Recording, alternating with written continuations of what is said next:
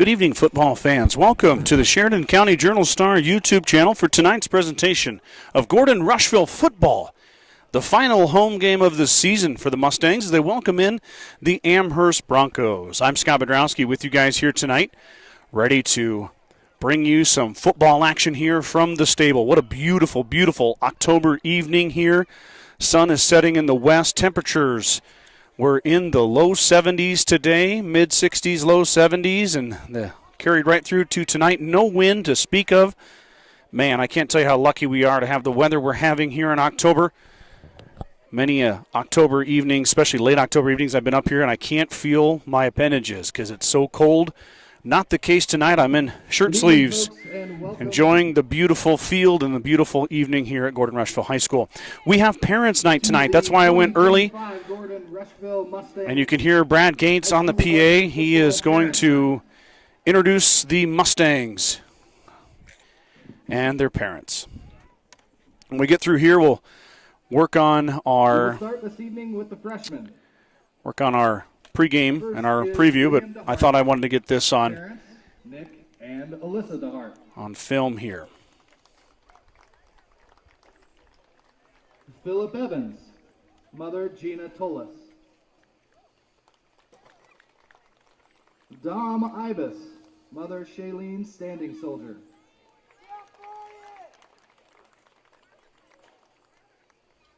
Kai Jansen, parents Ross and Megan Jansen. Gabriel Kane, mom Kendra Kane. Cray Ott, parents Ellie and Travis Going.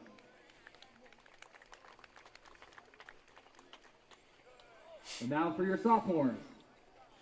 Asa Funk, parents Jason and Megan Funk. Joel Montanez Rodriguez, parents Eddie Salgado and Maria Rodriguez. Caden Summers, parents Tiffany Caldwell and Ty Reddy. Grady Strain, parents Jordan and Amanda Strain.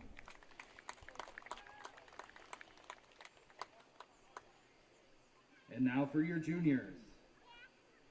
Hiram Hunter, parents Roxy and Ryan Hunter.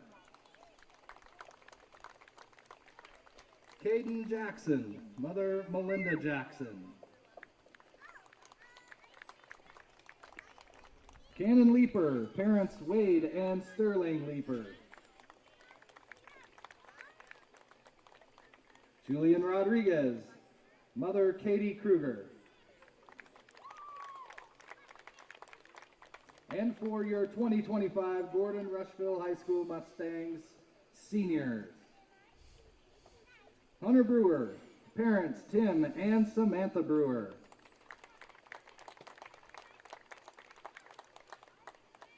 Tristan Costello, parents Chantel and Ken Costello. Evan DeSursa, mother Della Peterson.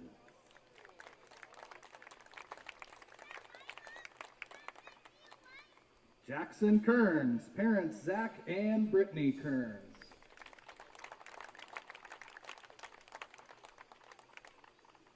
Johnny and Joey Ziller, parents Mike and Christina Ziller.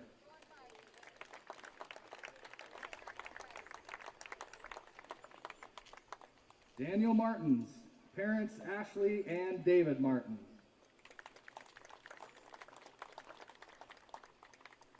Seth and Ian Mills, parents Rose and Wyatt Mills.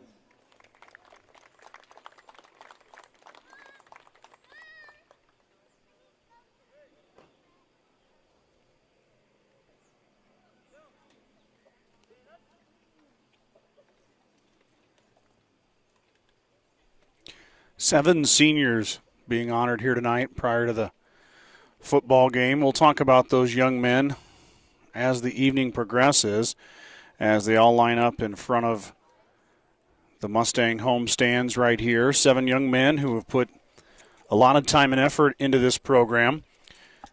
Many practices, like I said, it's warm today. It's been warm all year. Practices have not been cool. They have been,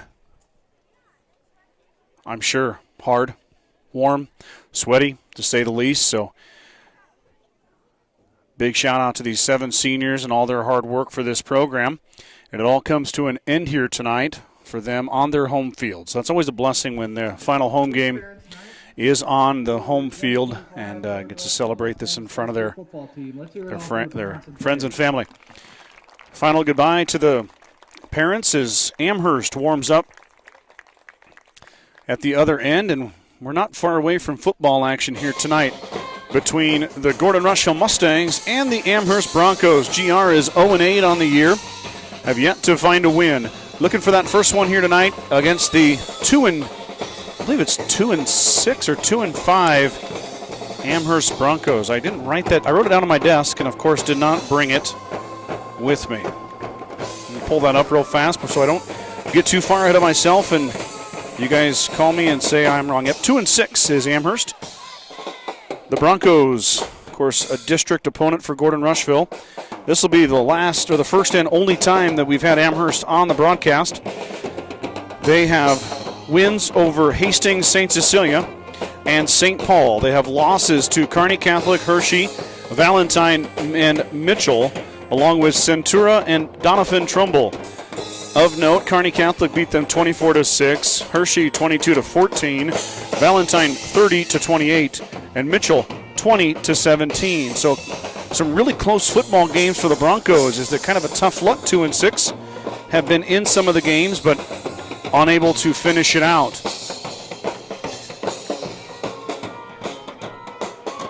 Mustangs are led by their senior quarterback, Johnny Ziller. Johnny comes into tonight 12 completions away from the single-season completion record by a quarterback. So Johnny has 103 completions, and he's chasing Journal Star broadcast legend in Carter Anderson. Carter holds the record currently, and Carter has completed 116 passes, 116. So I guess I need to double check my stats. I was told he needs 13 to break it. I have 13 to tie it. We'll double check that real quick. I'll send a text off on that, but Johnny knocking on the door of the passes complete record in a season held by Carter Anderson with 116. Carter set that in 2023, the year the Mustangs hosted a state playoff game here at the Stable. Ziller has thrown for 9 touchdowns as well. He's thrown for 1,479 yards. Definitely another good year by Johnny. Back-to-back solid years for Ziller as the senior signal caller, well over 1,000 yards his junior and senior year. Rushing stats have been tough for the Mustangs. Daniel Martins leads the Mustangs with 7 carries and 35 yards. Kai Jansen, 7 carries and 34 yards. Tristan Costello, only 9 yards on the year and 29 carries. And Jackson Kearns with 24 carries, only 3 yards. The Mustangs have a net minus 15 rushing yards on the season. The rushing attack has been non-existent, I'm afraid, for the Mustangs. But what they've lacked in the rushing game, they've made up for in the passing game. Daniel Martins has 51 receptions for 915 yards.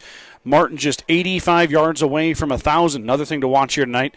I'll do my best to keep track of that, but it's tough for me to do that without a spotter. Cannon Leeper, one of the Mustangs' weapons, 22 catches, 410 yards, 3 touchdowns. He is out for the season with a broken arm.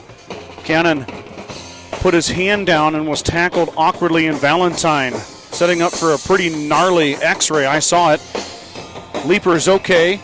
They reset the bone, but he is out 6 weeks. So Cannon will miss the beginning of basketball season, but it could have been a lot worse.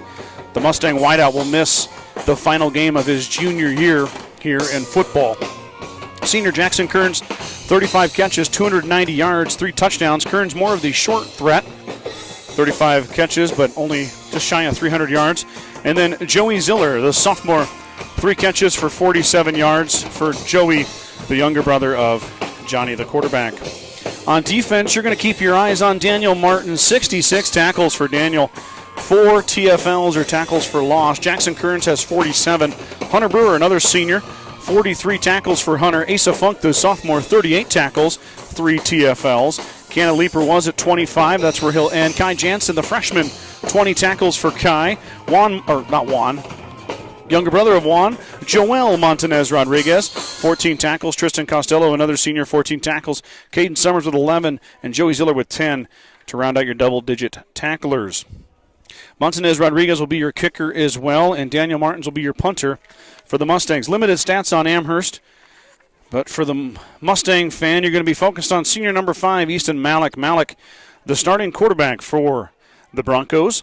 He's at 50% on passing, only thrown the ball 66 times, so not a huge portion of their offense. 33 for 66, 391 yards, 2 touchdowns, 8 interceptions for Malik. So he does throw some interceptions, 1 per game this year. See if the Mustangs can capitalize on that. Malik also one of the leading ball carriers for the Broncos. 60 carries, 211 yards, and 2 tutties from Malik on the ground. Senior number 6, Graydon Fisher. Fisher, 67 carries, 216 yards. For Fisher, he'll be another focal point of this Bronco offense. The Mustangs are out of the locker room, and they're headed over to their breakaway banner. As these seniors, for the final time in their 4-year career, these 7 young men are going to rush the field with the Gordon-Rushville flag in the hands of, I don't know who has it. One of the seniors has it, and then I see Jackson Kearns has the Gordon-Rushville flag. The breakaway banner right in the middle of that pesky pole. But let me tell you, pretty cool little deal they've got there as the Mustangs break through and make their way to the sideline as GR gets ready for their final home game of 2025. It's been a fun football season for me. Like I said, the weather has been ideal. I appreciate each and every one of you if you've tagged along with me once or every time. I get a lot of nice messages about people watching from all over. I have for years. I appreciate you guys letting me do this and bring it to your homes.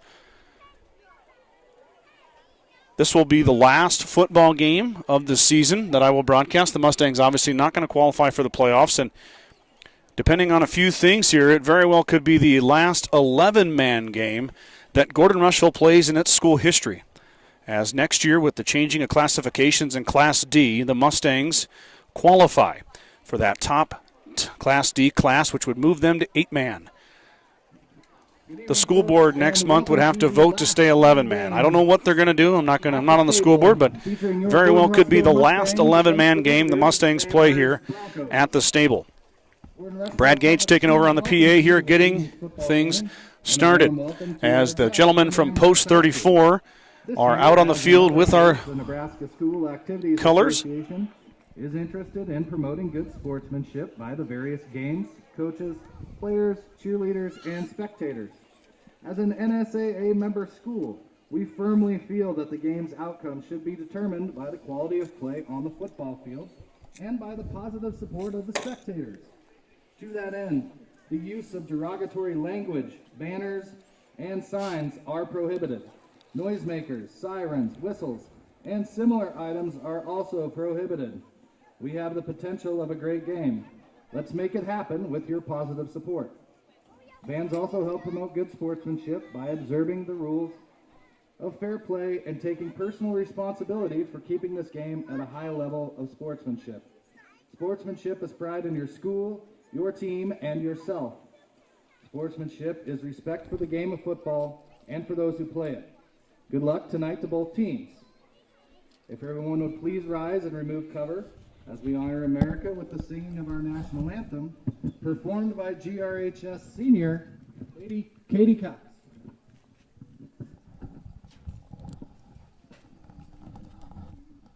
Oh, say, can you see by the dawn's early light what so proudly we hailed at the twilight's last gleaming, whose broad stripes and bright stars through the perilous fight o'er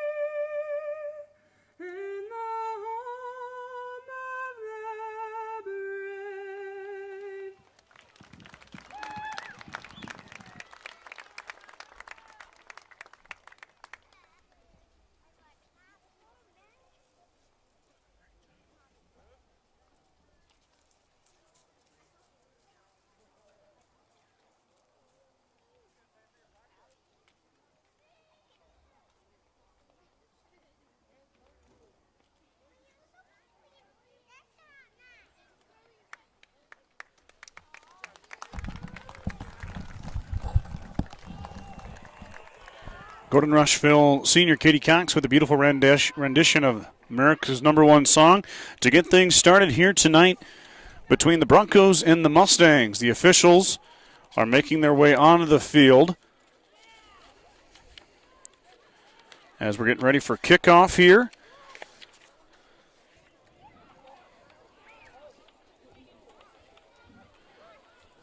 Got some exciting news around Mustang country, of course. We'll get into that as state cross country took place today.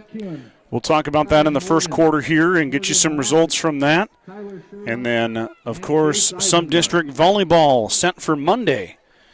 And I'll be heading to Hemingford for a 5 p.m. Mountain Time showdown between the Mustangs and the Kimball Longhorns. Mustangs have to win that match to advance to play Valentine in Valentine on Tuesday. So GR Volleyball starts their postseason play on Monday. This will be the final game of the year for GR. No playoffs for the Mustangs this year.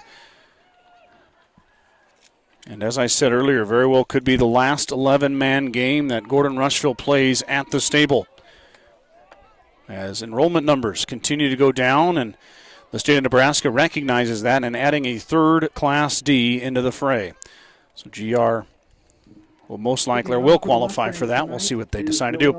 So it could be a kind of an interesting game here for the Mustangs. It could be the last time we see 11 blue and orange jerseys on the Mustangs side for a football contest. Joel Montanez Rodriguez will kick it away. Back deep are several Broncos. We'll identify them as the evening progresses. Good kick from Montanez Rodriguez. Bounces at the 20, picked up and brought out. Big hole there for the Broncos, and he plows ahead up to the 45-yard line. That was number 9, Riker Boersma on the return. As I mentioned in our pregame, you're going to be looking at Easton Malik if you're wondering who the quarterback is for the visiting Broncos. He's going to hand the ball off to Graydon Fisher quite a bit. The pair of seniors taking a majority of the snaps. We'll also see Malik throw it. 66 pass attempts for the senior this year in 8 contests, so he'll throw it a handful of times. Malik, or Fisher, looks like a big back. That's not going to be Fisher. That's Nigel. No, it's not. It's Cope Smith. Sorry, my bad. Cope Smith, the 6'3", 215-pound senior, carries the rock. And we've got a holding call on the first play against Amherst. So the visitors go backwards on the first play as they get called for the hold. That was Cope Smith on the run. Cope Smith wearing number 44 tonight. As I said, a stout 6'3", 215 pounds for Smith as he gets the first carry. And it's going to be a pass out in the flat to, I believe that's, who do we got a number there? Mustangs drag him down after a short gain. I guess he did get about 11 yards. Number 5, Easton Malik's pass is That's complete to number 28, Gavin Canadal. Brad's going with Gavin Canadal. Gain of about 11 on the play. That's a tough name right there.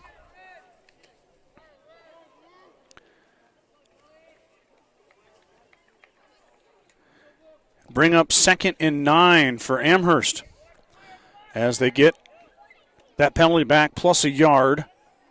Snap back, it's going to be the option. Pitch goes out to Smith. Smith with some room. Gets the first down, now falls into Mustang territory. Down to the 34, 33-yard line goes the big man a rumbling, stumbling down there.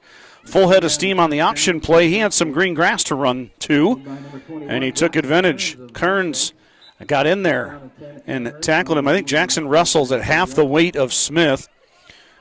Of course, Kearns a state qualifying wrestler, but I believe in the 120 range. So a little bit of a weight advantage for Smith.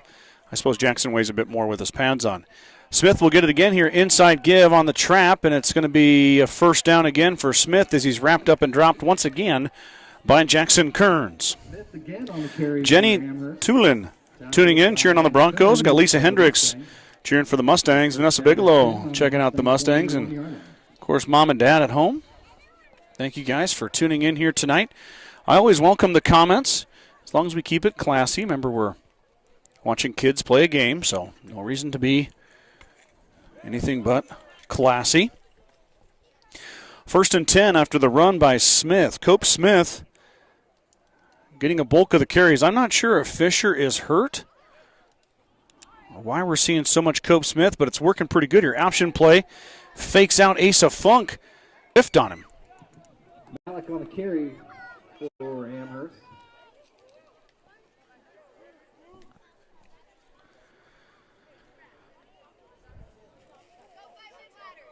So it'll be 2nd and 5 for the Broncos as they creep into the Mustang red zone now at the 16-yard line. I see my broadcast is buffering a bit. Hopefully it stays steady for you guys. Inside give to Smith, and Smith bounces outside initially, now cuts it back, and Cope Smith takes it in for 6. Smith from 16 yards takes it in for the first score of the night as the big senior puts a cherry on top of that drive for the Broncos, and they take a 6-0 lead. Hold will be by Boersma.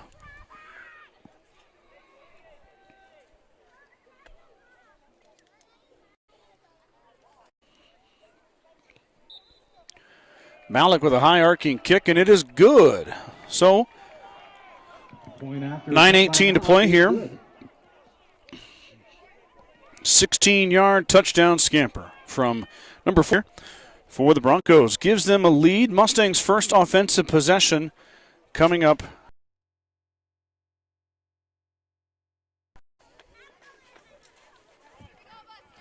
Bacon Propane is your local and family-owned propane supplier. They are proud to support the Gordon-Rushville Mustangs and our area youth. Contact Bacon Propane at 360-3579 with any questions you have about how we can help with your propane needs.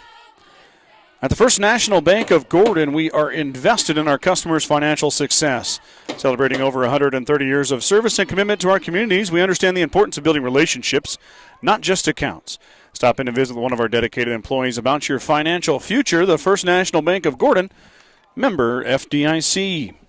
Back deep for the Mustangs is the record-setting senior Daniel Martins, along with Jackson Kearns and Joey Ziller, as Cannon Leeper, who traditionally patrols back there, is out with the injury.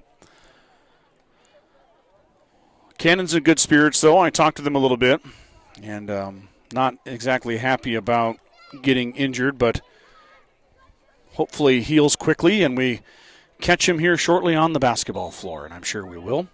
Basketball season slated to begin in the beginning of December, so Cannon won't be that far off of being ready for basketball season. Martins kind of muffed it for a second, picked it up, now runs through a couple guys, pushes ahead to the 23-yard line about. So Daniel Martins takes it up for a pretty good return after the ball squirted by him momentarily. Last week, the Mustangs had trouble with the Valentine Badger pass rush. 15 sacks of senior Johnny Ziller, and the Mustangs' offense sputtered terribly. Obviously, 15 sacks is not good. I'm supposing if you're from Amherst, you're probably a Husker fan. You probably thought last Friday night 9 sacks by the Golden Gophers was too many.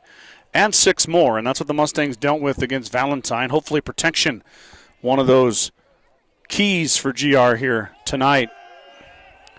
Ziller kept it on a design run, a little RPO. Put it in the belly of Ziller on the carry for the Mustangs. The running back, Tristan Costello, but he got about a yard to Johnny. Fooled the Broncos there momentarily, but not much on the first down run for Ziller. I'll bring up 2nd and about 8.5. The Mustangs might have got away with 2 men in motion there. Ziller under arrest. He's going to be sacked.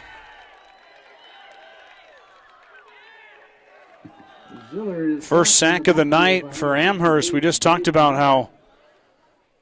how much time Johnny spent on the ground against the Badgers, and here comes the Broncos pass rush as it sets up 3rd down and 18. for GR. Across the 8-minute mark here in the first quarter. Johnny looks over to the sideline, gets the signal from the coaching staff. He'll be in the shotgun. Costello on his right hip. Ziller will drop back. He'll roll right. Has some time. Lets it go. Good ball. And Kearns comes back for it but can't quite catch it. It's broken up over there by the Broncos. It'll set up fourth down and long. Pass to Jackson Kearns, ball's incomplete. And it'll bring up fourth down for the Mustangs. Probably see a Martins punt here, I would assume, as Daniel makes his way back toward the goal line. Got to say the field looks beautiful here for late October. Had a couple good frosts so far.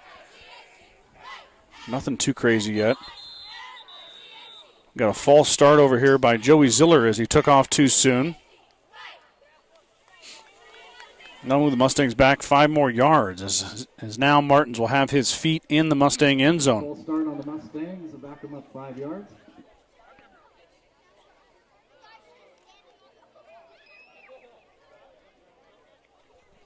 Amherst suited 21 young men tonight, the same amount that Gordon-Rushville has. Neither team with exuberant numbers, obviously. Good snap. Martins gets a good punt away. End over end kick. It's going to roll. It will take a little bit of a Mustang bounce, but Daniel was back on his goal line when he booted it. So out to the 42-yard line of the Mustangs goes the punt, and that's where Amherst will take over. First and 10 here with 7:38 to go in the first quarter.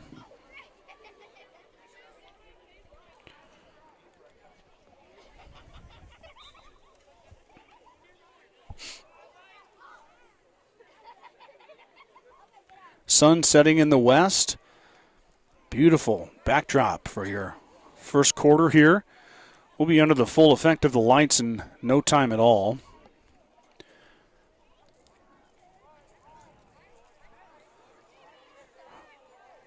First and 10 for the Broncos.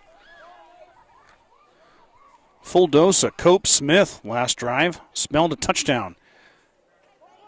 Ball's on the ground. Mustangs fighting for it, but the Broncos are going to come away with it. Miscommunication there between Malik and Smith. It ends up on the turf, but the Broncos grab it. That would have been a huge turnover for the Mustangs. Field position in favor of the Broncos here.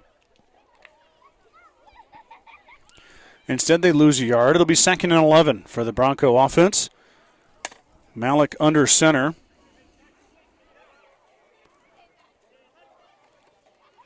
Give to Smith. Smith is hit by Seth Mills and drugged down. He falls forward. But Seth Mills made contact with Smith in the background or in the backfield, and Cope falls forward, but minimal gain to bring up 3rd and 8. So good stop there from the senior defensive lineman, Seth Mills, as he broke through the Bronco offensive line for he won't get a TFL, but he gets the stop. 3rd and 8, might be 4-down territory here for the Broncos. Maybe looking to get half of this or a little more than half. Go for it on 4th down. Malik is going to pass. He's going to roll right. Lets it fly out in the flat. Has a man. He cuts back. It's the fullback. He's hit and driven back, but he's right at the first down marker. They're going to mark him at the 30-yard line. Forward progress is going to give, gosh, that's a tough name, Gavin Nagel. I don't know, Canagel. Canadol. I'm just going to go with what Brad said. I apologize. Some names I just can pretty good at, but that one's a tongue twister right there. And from a guy whose last name is Bedrowski, I can appreciate that, Gavin. Canadol.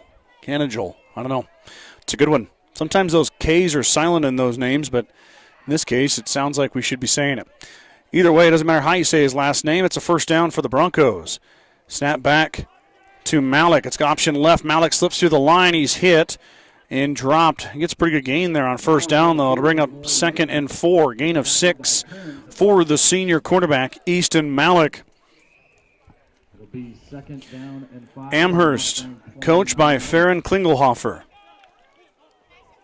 Mustangs, of course, coached by Chris Jones.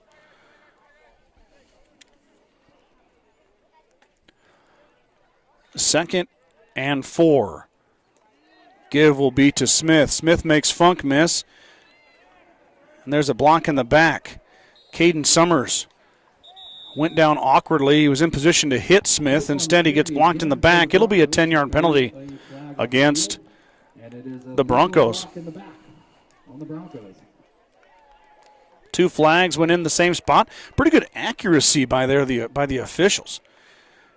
Tip your hat to the men in the stripes out there throwing the yellow laundry. Both saw it, both threw their flag, and they ended up about a foot from each other.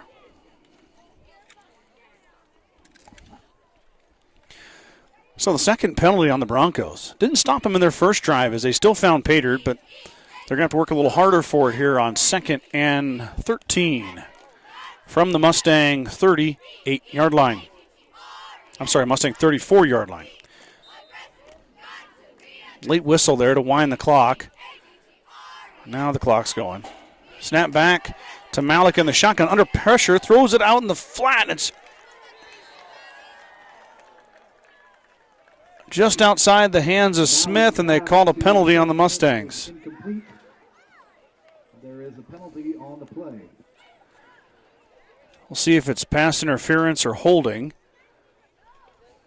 Hunter Brewer is not happy about that. He didn't feel like he committed a penalty. This official, maybe they're talking about, was the ball uncatchable? No, they're going to call it pass interference on Brewer.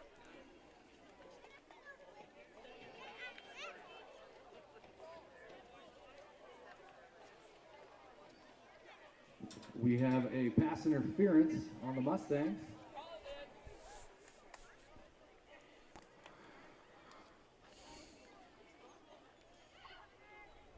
The two teams trade penalties. This one hurts the Mustangs. That pass was incomplete. I don't know if Smith could have got there. Maybe if he wouldn't have been pass interfered with. That's maybe what the official's saying. So it's hard to say if Cope would have got there or not. Malik was under pressure. Had to get rid of it quick. Doesn't matter. Here we go. Option right.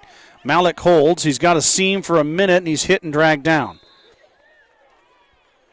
Mustangs cover that nicely, but still Malik gets 6 yards. He really turns up field quickly. Tackled on the play by Mustangs with minimal movement of the offensive line allows Malik to really push in there and get a good first down gain. 4 minutes to go in this one. 4:15, 7-0 is your score. Amherst and Gordon-Rushville, week 9 of the football season. Amherst with good field position to start this drive. They start on the Mustang 42. Looking to cash it in here. Malik runs past everybody as Brewer went to the back. Malik made the read, cut it inside, and took it in for 6. Amherst extends their lead to 13-0 here with 3:54 in the first quarter, pending the extra point. Brewer was on an island out there. He had Smith and Malik to deal with. He went after Smith, trying to turn Malik upfield. He did just as Brewer wanted, but nobody was home to back up the senior linebacker. So, touchdown for Malik. Now he'll try to kick the extra point. Looks good from here. Officials confirm my thoughts. That one's through the upright. So 14-0 now. Amherst leading the Mustangs. It was a 14-yard run by Malik. So 2 rushing touchdowns.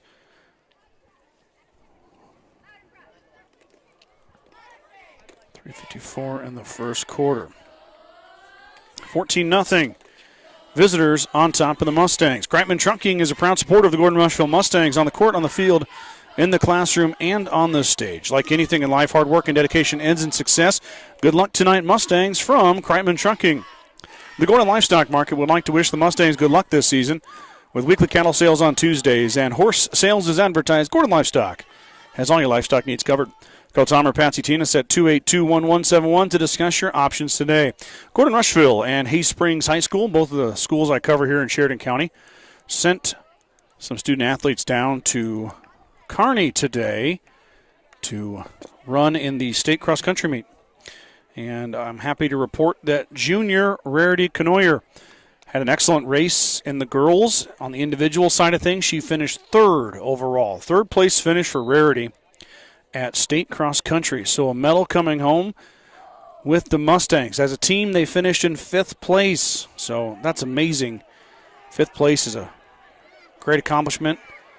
As a team, as Daniel Martins plows ahead. Good return from Daniel as he gets up to the 33-yard line. I know that 2 young men from Gordon-Rushville competed. Tackled at the Mustang 33. Let me see if I can pull up. I know about where they finished, but I do not have it exactly. So let me see if I can get that.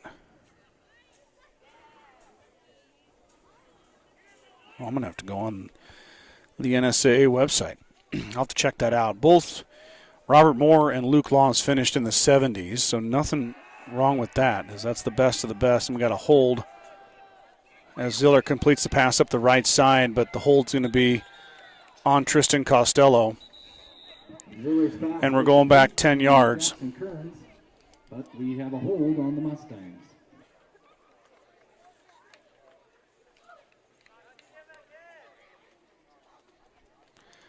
So Ziller completed the pass to Kearns, but it happened after the penalty was called.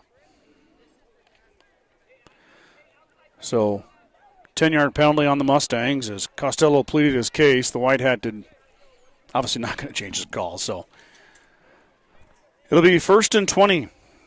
Mustangs with a pair of penalties now too. Both have hurt. Pass interference and a holding after a completed pass. So instead of going ahead 15 yards, they go back 10. Now it's 1st and 20 as Ziller will have to pin his ears back and find a way to dig the Mustangs out of this hole. Johnny goes out to Kai Jansen. Jansen makes 2 guys miss. Now a third. He gets hit from behind, but Kai Jansen, a little razzle-dazzle by the freshman wide receiver. Number 4, Kai Jansen. And the first completion for Ziller tonight. Number 28 of Amherst, Gavin Henidol. The 2nd down and 14 on the Mustangs. Well, I guess he got about 6. I thought maybe he got a little more than that. They're going to mark him down at the 29-yard line. It looked like Kai was past the 30, but officials stop him there. So it'll be 2nd and 14. Ziller drops back under duress, steps through. Johnny looking to throw still. Now will release, has a man. I think that's little brother. Oh, no, that's Martins. I'm sorry. Daniel Martins, his favorite target, the senior-to-senior catch. Daniel, 85 yards away from 1,000 this year. That's going to help. Right there as Johnny used the legs to extend the play, and Martins got open. Hard to see who that is over there on their way. Plus, Joey Ziller wears 6, and Daniel Martins wears 9. They're not making my job very easy. I need somebody to come help me and run the truck and tell me in my ear who's who. Johnny Ziller now on 1st down, has time, and then evades a tackler again. Another completed pass. Once again to Daniel Martins. Martins is complete again. And it's good enough for another Mustang 1st down. So Ziller with 3 straight completions. Now we've got a timeout on the field.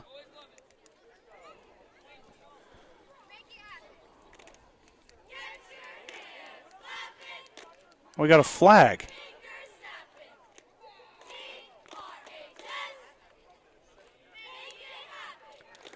Got a false start on the Mustangs. Was that after the...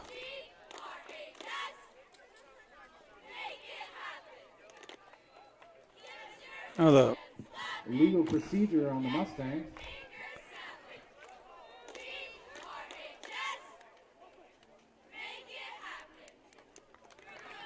Well, nobody knows what they're doing out there right now. They've got the ball spotted at the 50. Now we're going to pick it up. What are we doing out there?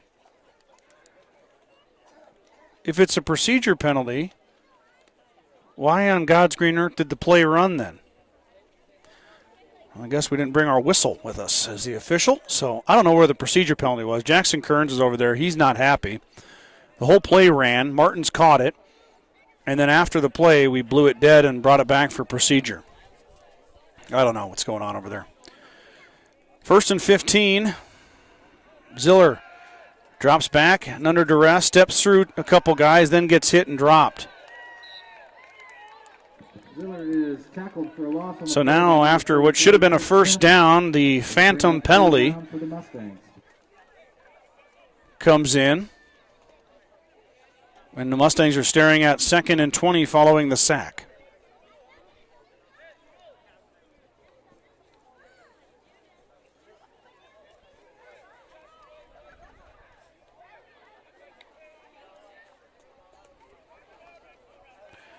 Johnny in trouble again. Off his back foot he throws.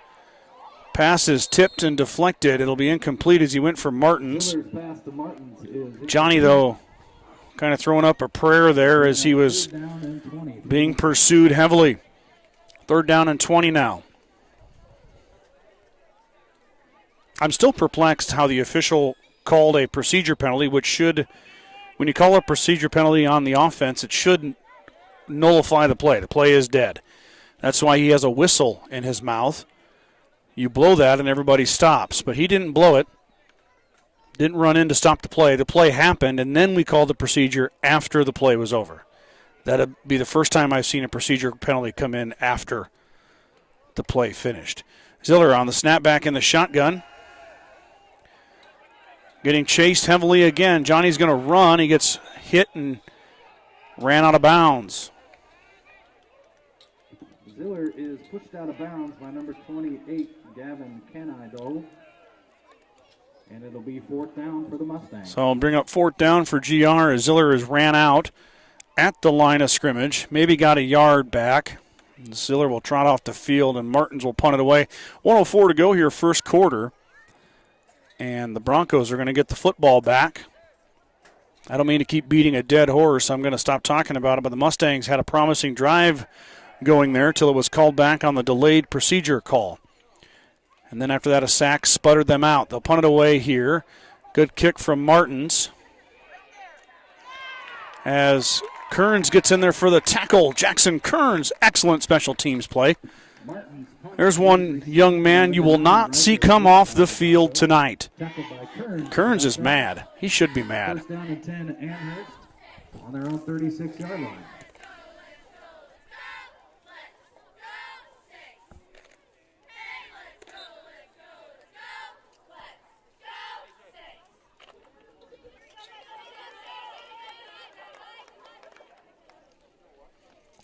First and 10 for Amherst at their 36-yard line.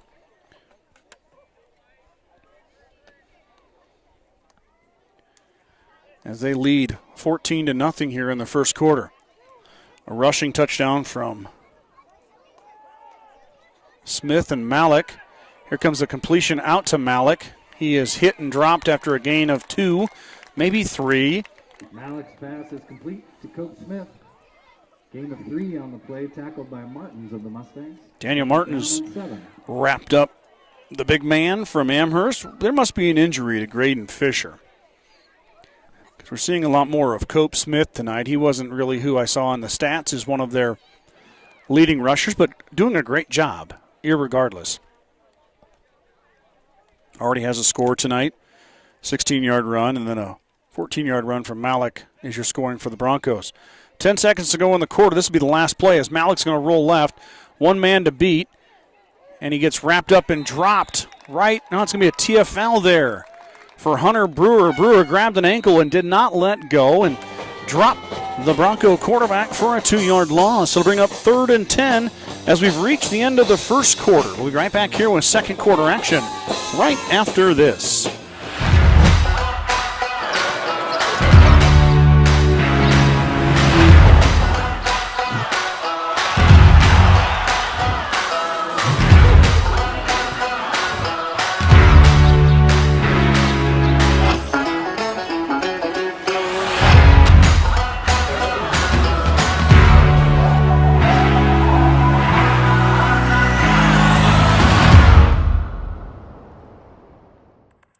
With the dawn of every new day come countless new demands.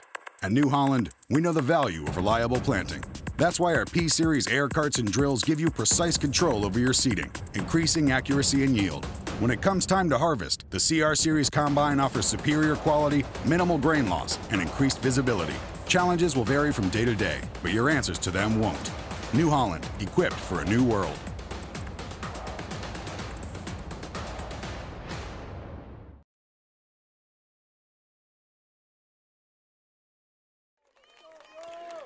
Thank you to my partner sponsors. I do have a couple comments I want to get to as we're getting clarification.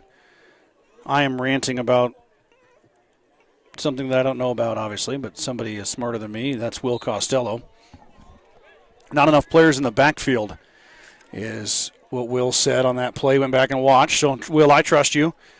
I'll shut up. Wouldn't be the first time I put my foot in my mouth. Here's a run on the right side by Malik. That's his little brother.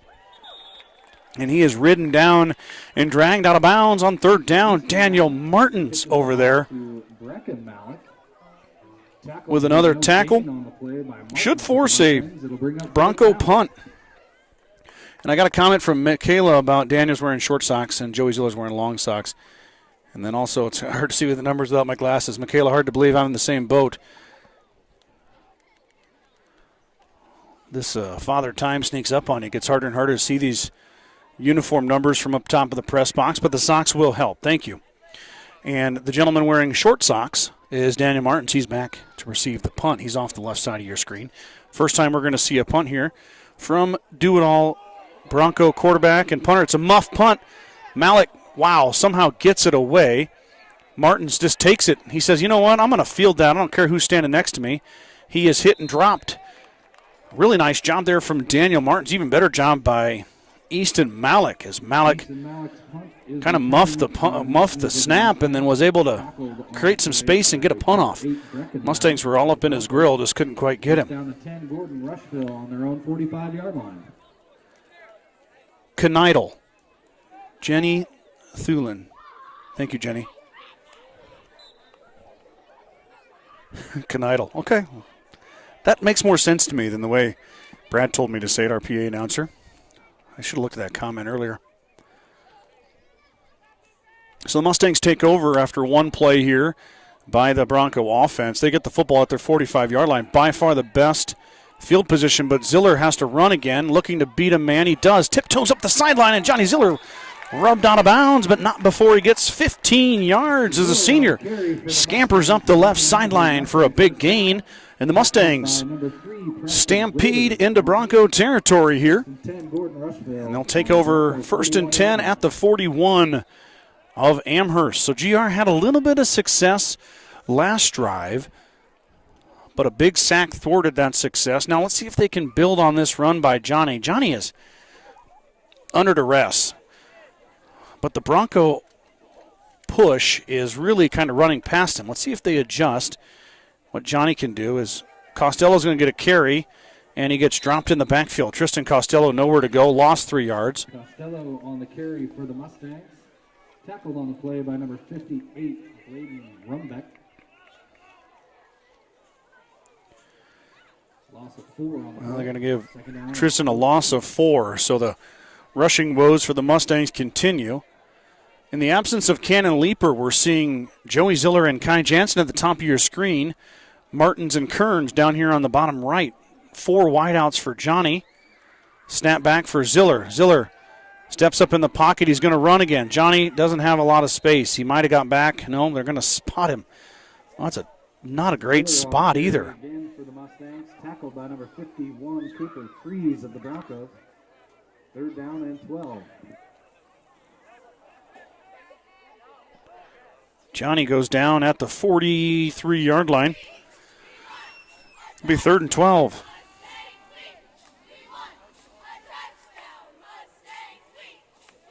Can hear the cheerleaders below me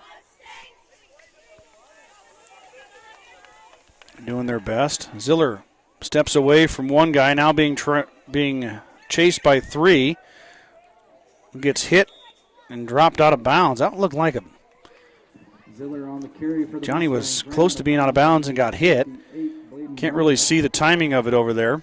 It'll bring up 4th down for the Mustangs. So Mustangs with nothing there. They're going to go for it here. Can't blame them. It'll be 4th and 9 or so at the Bronco 40-yard line. GR needs to find a way to get some time for Ziller.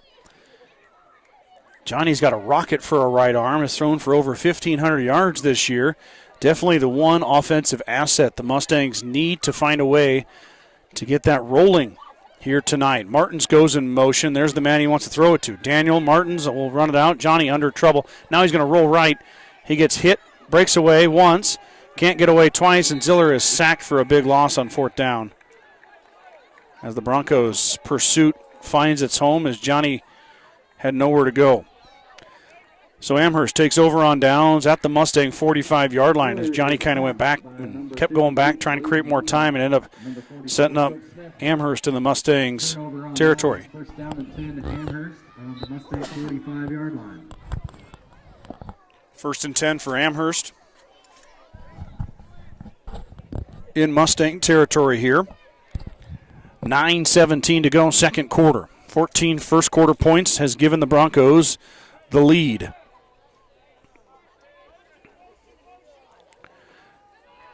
Inside give to Smith. Smith with some open field, and now Cope Smith taking up the right sideline, and he's going to score. 45-yard touchdown run for Cope Smith. Off to Cope Smith, and he takes it in for a Bronco touchdown. So the first play after the Mustangs turn it over on downs is a 45-yard touchdown run by the senior Cope Smith. 9:05 to go here in the second quarter. I'll update that scoreboard here in 1 second after the extra point. It is 20-0. Pending the kick here from Malik. Snap back, kick is up. Kick is not quite as far, but it's still good. So Malik punches it through for the third time. And 9:05 to go here. We've got ourselves a 21-0 game after the second touchdown run from Cope Smith.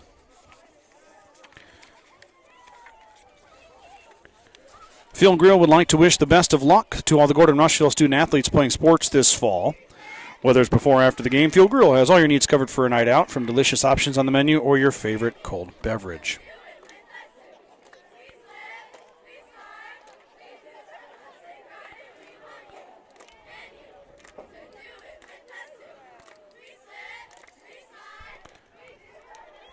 True Value in Gordon is your one-stop shop for all your essentials. Selection includes DeWalt cordless tools, propane heaters, and so much more. Stop by and see Kirby, Bobby, and the gang at 217 North Main in Gordon. Lisa, the sound is buffering. I haven't noticed it on my end, Lisa. Everything looks clean for me. I had a little buffer issue with my stream earlier. I think my encoder, or what I use to distribute the stream, needs to be updated, but I did not want to mess with that during the season. That'll get updated before basketball, but my audio is showing it's going, and Will, you with some more clarification. Too many people in the backfield. Okay, thank you, Will. I was perplexed why the procedure penalty came so late, and you just don't see the timing of that, but that makes sense now. Once again, I'm a little off base, but I kind of live there, so can't really be mad at me for being there. So GR will receive the kick. Another long run from Cope Smith, as the big man rumbles and stumbles all the way from 45 yards for another 6 points for the visiting Broncos. They'll boot it away. Low line drive kick. It's going to bounce and go to Jackson Kearns. Kearns fields it at the 20-yard line now. Hesitates. Gets hit and driven backwards. Or nope, he's not even going to go down. It's going to be forward progress stop. And we're going to Kearns on the return for the set up the offense there at the 30-yard line. So it'll be 1st and 10 for Gordon-Rushville at their own 30. With 8:59 to go here in the second quarter. First down and 10, Gordon-Rushville. Definitely moving into the jacket time of night, as the sun has just about completely set in the west. But our conditions here could not be better for football.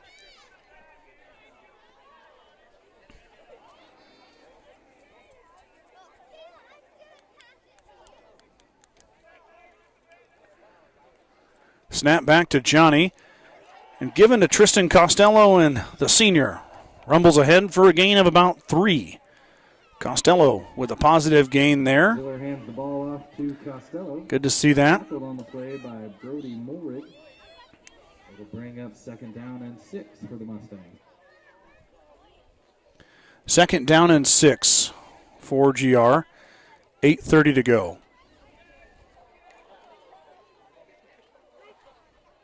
Another give to Costello, and this time the Broncos up to the task. They drive him back. Lisa, if you're still having issues with or if anybody's having issues with the audio. Costello again on the carry for the Mustangs. Okay, perfect. I was going to say I had somebody watching volleyball the other night, and they closed the app or turned off the TV, restarted it, and it worked better. So hopefully that solved your problem. So Costello goes a little bit forward, and then he goes a little bit back. It'll be 3rd and 8. After the 2 run plays from the senior Tristan Costello, Johnny claps the hand, snap back. Ziller will get it out in the flat, but it'll be short. Johnny didn't put enough mustard on it for Daniel Martins, who was over there on the far side. And Mustangs are going to have to punt it away again here. 7:52 to go, 2nd quarter. And they're going to boot it back to the Broncos, who are fresh off a 1-play, 45-yard score by number 44. And the Broncos will look to add to that lead here, which is growing pretty steadily. 2 scores in the first quarter, 1 here in the second. And for the third, I think it's the 3rd time tonight, Daniel will punt it away. Good snap. Martins gets it away, end over end kick, floating, received at the 39-yard line. Looks like the Mustangs get him wrapped up and dropped. Joey Ziller over there.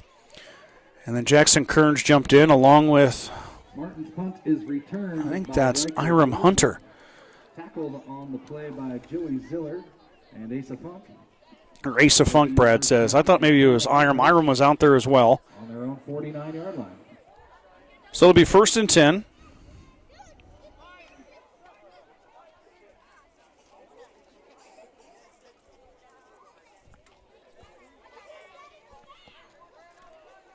Amherst on the cusp of breaking into Gordon-Rushville territory here. Snap back, give will be to Cope Smith. Flag comes in behind in the holding territory. Smith is hit, continues churning forward, and he finally falls down after a gain of about 6, but we've already got the holding call come in from the back judge, or from the white hat, I'm sorry. From behind the offense, I should say. When that flag comes in, normally it is a hold, and it's exactly, or wait, no, legal procedure.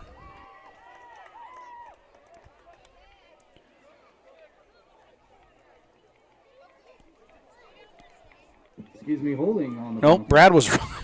It's like, man, I'm wrong again. Brad said a legal procedure. It's holding. So I was right. I shouldn't have questioned myself. So it'll be 10 yards back for the Broncos. It'll be 1st and 20.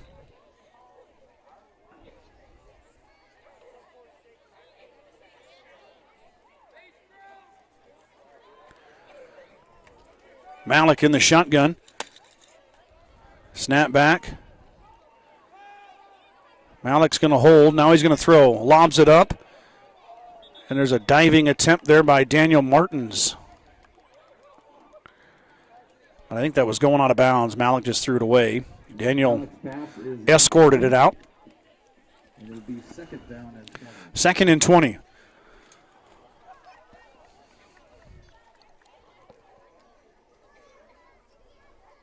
As many of you know, last broadcast for football, I was headed to Omaha in the morning to do middle school cross country state as my son competed, and happy to report Gordon-Rushville in the Class C and D, which had, I think, 20 or 21 teams competing, 250 kids. GR finished 8th.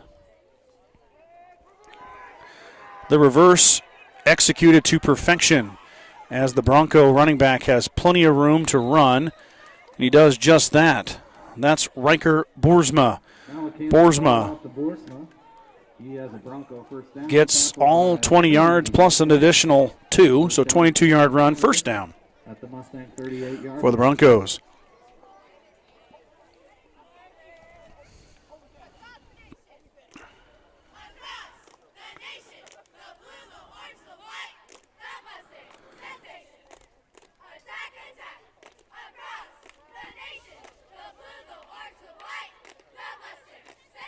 First and 10. Quick pitch out to Smith, and Smith throws the Mustang defender to the ground, but Daniel Martins throws him to the ground after a gain of about 4. Smith on the carry for Amherst.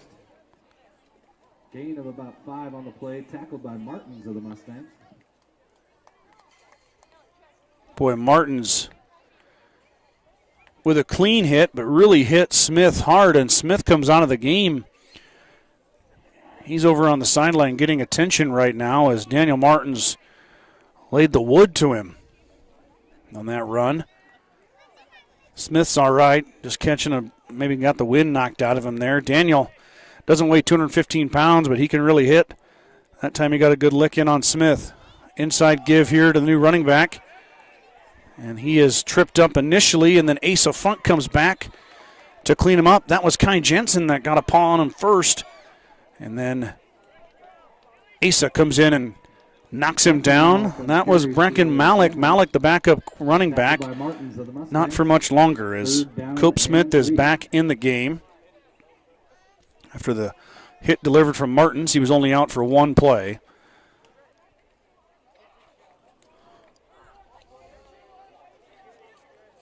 Six wide receivers.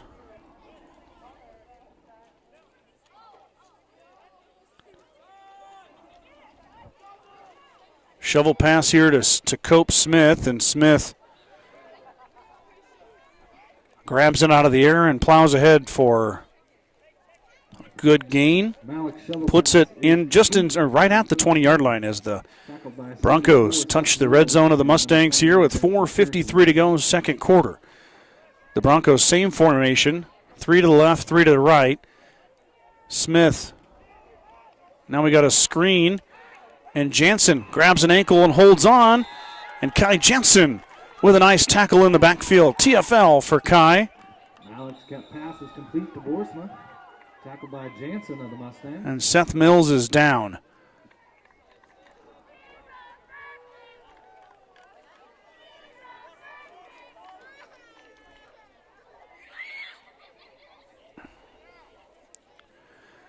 Coach Jones is out attending to Seth. Mustangs will take a break as the senior is down on the turf right now. Great play there from Kai Jansen. It'll be a TFL. He'll get a 2-yard loss. Grocery Mart, your locally owned hometown grocery store, is a proud supporter of Gordon-Rushville football. Stop down today to pick up all your grocery needs, including fresh meats and produce. Grocery Mart is open 7 days a week at 228 North Main Street in Gordon. Seth is up on his feet. Maybe a sprained ankle. Might have got his left ankle rolled up in there. He's walking gingerly on it. We'll see if he can shake that off and get back in the game for the Mustangs here, as it'll be 2nd and 11 for the Broncos. We're at the 4:34 mark, second quarter. Seth in some considerable pain. He's got his hands on his head down there. Hopefully that subsides for him, and we'll see where he's at.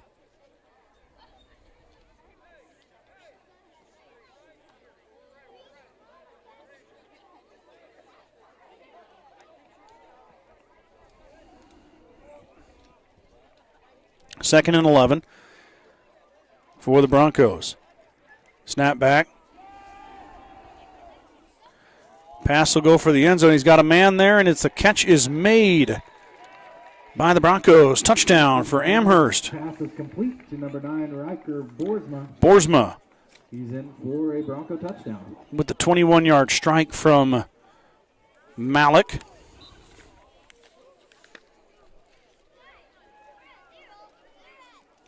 $27-0 now for Amherst after Malik does it with his right arm. Extra point pending right here.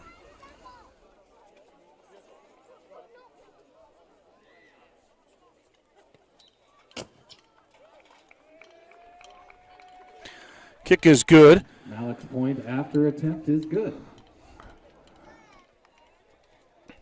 3:58 to go, 28-0. Broncos leading the Mustangs.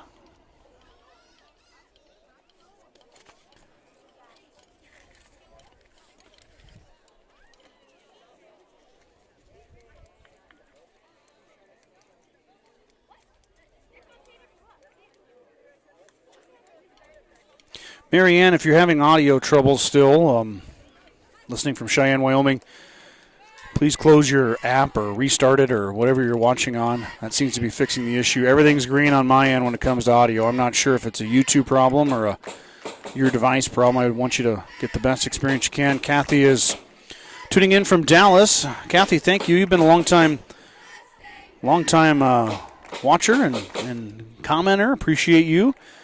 And Vanessa Bigelow, great future cross-country team. Yes, indeed. It was fun to watch them compete in Omaha at Papillion La Vista South. You talk about a madhouse. Holy moly. 6 races, 250 kids per race, 1,500 total kids running all from across the state. It was a lot of fun. Speaking of fun, Amherst is having some right now. 28-0, the Broncos lead the Mustangs here, 3:58 to go. GR is going to get the football to start the second half. So we'll see if they can do a 1+1 for a 2 here as that kick soars over Martin's head and goes out of bounds. So it'll be a touchback. First and 10 for the Mustangs at their 20-yard line.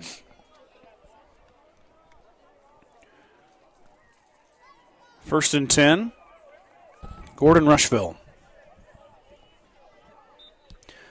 Don't forget on Monday, 5 p.m. Mountain Time, Gordon-Rushville Mustang Volleyball taking on the Kimball Longhorns in the first round of the Class C2.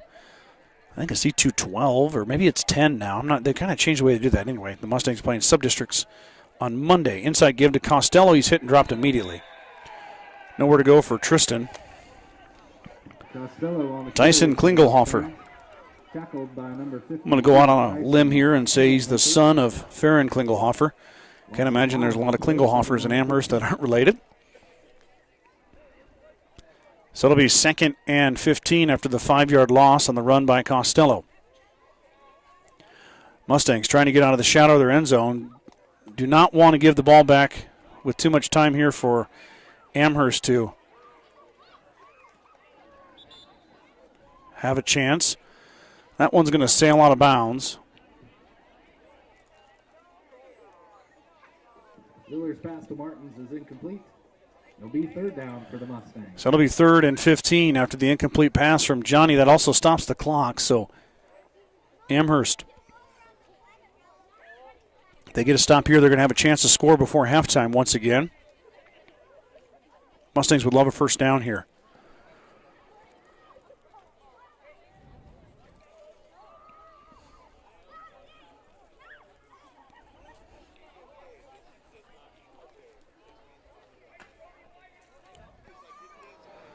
Ziller, snap back, under pressure, lets it fly. Deep ball, goes off of Kearns' shoulder pad, and we have a flag. Going to be offensive pass interference on Jackson Kearns.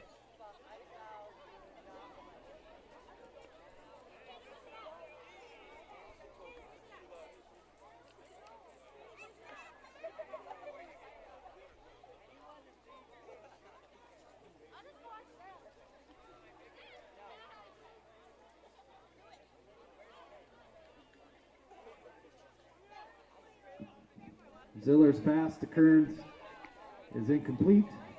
Offensive pass interference called. It will be declined by the Broncos. It'll bring out Amherst declines the offensive pass interference call. That'll make the Mustangs punt it here. Not a bad decision. Obviously for Amherst, the Mustangs are going to have to boot it away. Clock is stopped at 3:15, so ample time for the Broncos to make a run to increase their lead. And that one hits Kearns in the back as Martins was being rushed heavily there. Had to get rid of it quickly. Hit a low line drive kick. It bounced once and hit Kearns when he was running down to cover. So not the best punt here for Martins.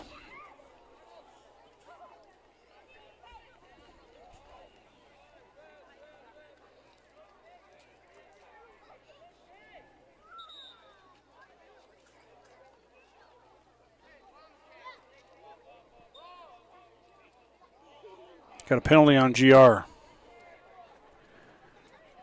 not a penalty, it's going to be a re-kick.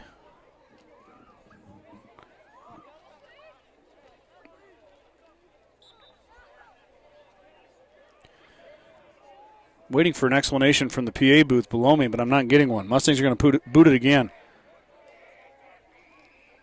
Snap back. And Martins gets a better kick away. It is fielded by the Broncos, and then he's dropped Jackson Kearns in on the tackle. Return for Amherst.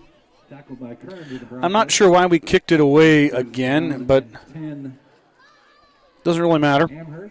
Amherst gets it at the 34-yard line. So plenty of time here for the Broncos to tack on to that 28-point lead if they can find some success.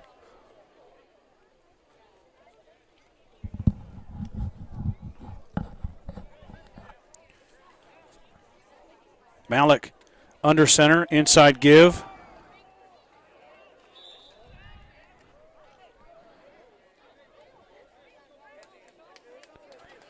I think that's Knidle. Malik hands the ball off to number 28, Gavin Knidle. Tackled by number 58, Joel Montanez Rodriguez of the Mustangs.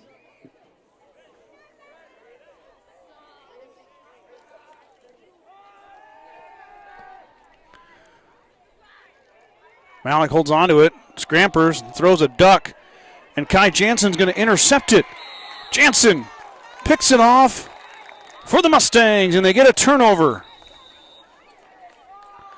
We got a flag, though.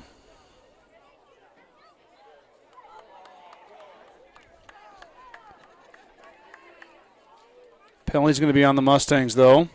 Malik's pass is intercepted by Kai. Roughing the passer is a call. On the Mustangs.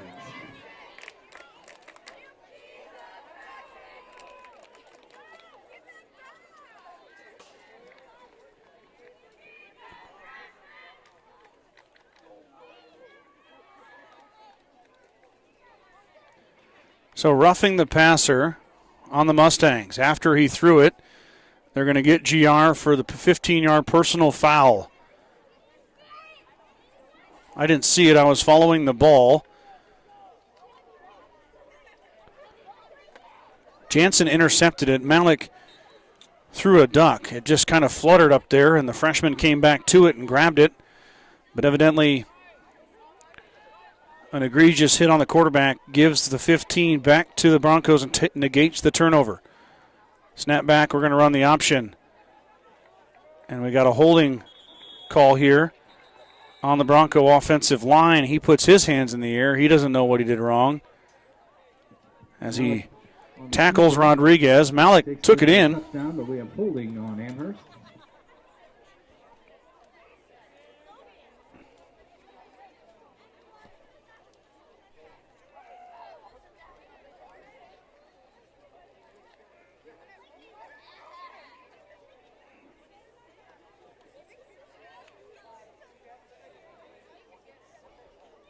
Offsetting penalties here.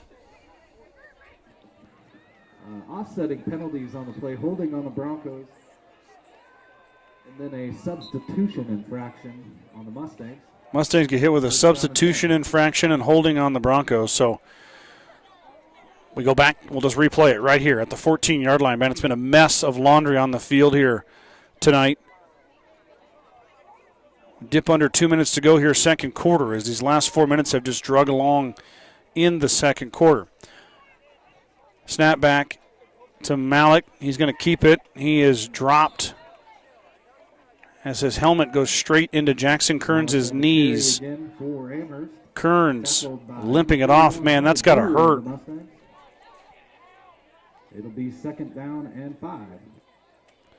Malik shaking his head. He got hit and dropped low, and Kearns was flying in, and his helmet went straight into Jackson's knees. Man, that does not feel good. It's not super cold tonight, but it's just cold enough that it makes my knees hurt. And he hit him hard because Malik was shaking his noggin like it rattled him a bit too. So Kearns is tough, so is Malik. They both stay in. They both play football. 1 minute to go right now. Inside give to Knidle. He gets wrapped and twisted and dragged down at the 4-yard line. Maybe the 3. For for the Broncos, tackled by Joel Montanez Rodriguez and Martins of the Mustangs. Amherst goes quick here. 49 seconds to go. Coach Jones is going to call a timeout. 44 seconds to go. And we have a timeout for the Mustangs here. It'll be first and goal from the 3-yard line after the timeout.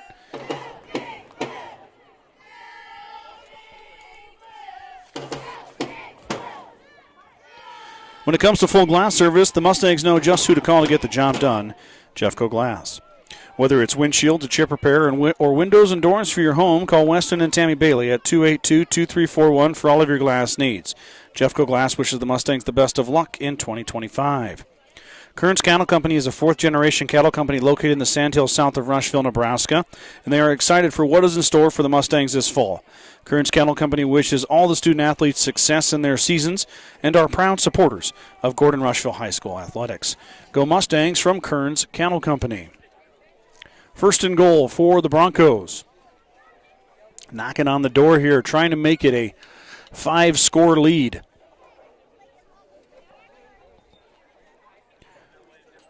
.44 seconds to go.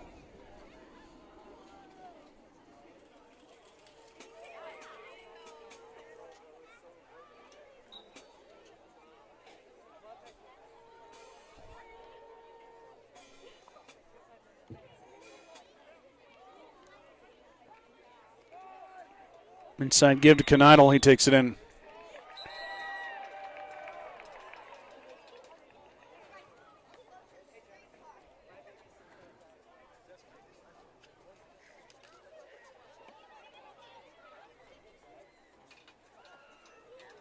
We got unsportsmanlike conduct on Hunter Brewer.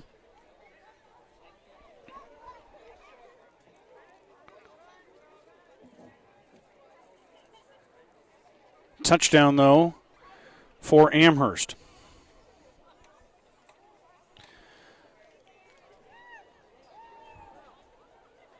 Malik hands the ball off to Canada, and he's in for a Bronco touchdown. The flag on the play was unsportsmanlike on the Mustangs.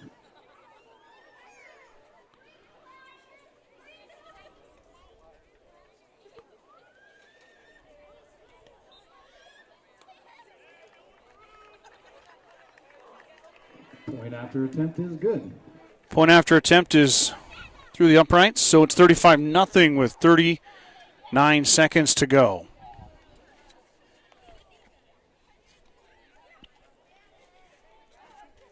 Mustangs will get it back here. They will receive the kick to start the second half. Let's thank our Star Club members real quick while we got a moment. That includes Justin and Brooke Simmons, Nick and Corey Simonson, Jim and Karen Dellinger, Chris and Casey Heiser, Mark and Rochelle Henry, Michael and Christina Ziller, Nate and Marty Hagg, Larry and Denita Turnbull, Steve and Brenda Belisle, Ken and Terry Peterson, Bradley and Brooke Gates, Ryan and Jill Alcorn.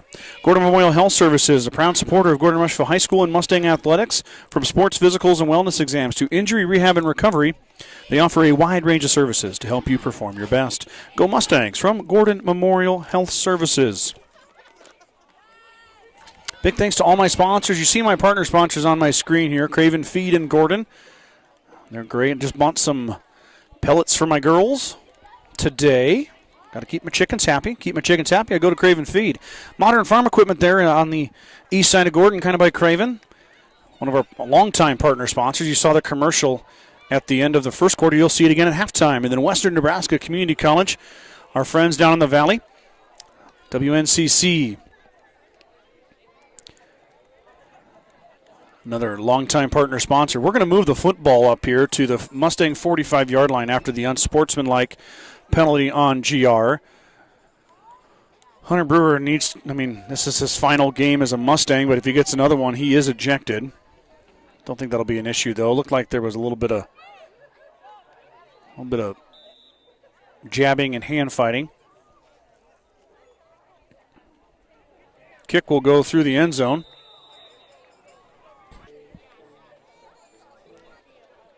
GR will take over here.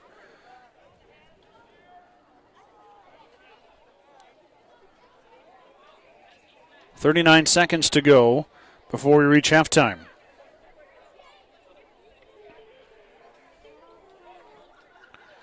Ziller claps the hands. Martins goes in motion. Daniel try to get the ball out to him. It won't be there, but then Johnny finds a seam but overshoots his brother Joey. He had Joey there kind of in the middle of that Amherst zone, just overshot him. 2nd and 10 here for Mustangs. They get the signal. GR at their 20-yard line.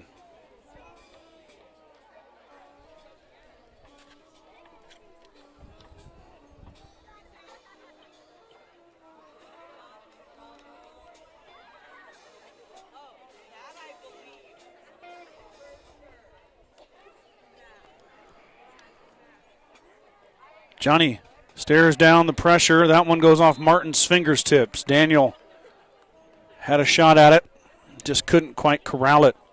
Ziller's pass to Martins is incomplete. It'll be 3rd down and 10. 3rd and 10 here.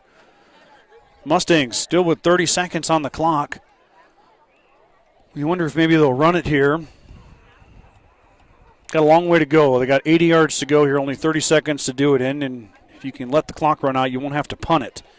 But Amherst has all 3 timeouts. Mustangs burned one earlier, but the Broncos have not used a timeout yet. So they could stop the clock and make the Mustangs punt it. Ziller goes in motion. Johnny steps, throws, has Martins. Daniel with the catch. A little bit of yak there, 2 yards after catch as Martins gets popped, but he gets back up and keeps moving. Ziller's pass is complete to Daniel Martins. Tackled by Roeder. Timeout by Coach Jones. So 21 seconds to go. 1st down and 10, Gordon-Rushville. 1st and 10 for GR. Takes a timeout. As the Mustangs will talk about their next move here.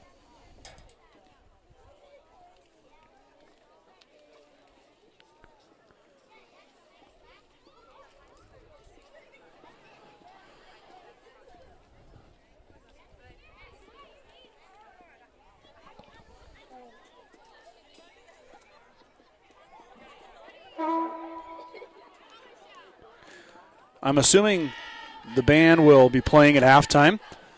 I'm going to step down and take a break and use the restroom, and I'll let them entertain you guys. Come back up here for the second half. We'll also do a couple commercials, too. I don't think the cheerleaders are performing tonight. They did 2 weeks ago, and I let the music play, and then YouTube removed my video for copyright infringement. So if the cheerleaders do a performance in the future, I'm going to have to mute it. But at least you'll be able to see them. It won't be the same, I know, but I can't have my videos being taken down by YouTube for copyright infringement. Had a couple people text me and ask me why they can't watch it. Snap back to Johnny. He's under duress. He throws toward the sideline, and it was to Martins, but he runs out of room, so it'll be 2nd and 10 for Ziller and crew. 16 seconds on the clock. Ziller's pass to Martins is incomplete. 2nd down and 10 for the Mustangs. 2nd and 10.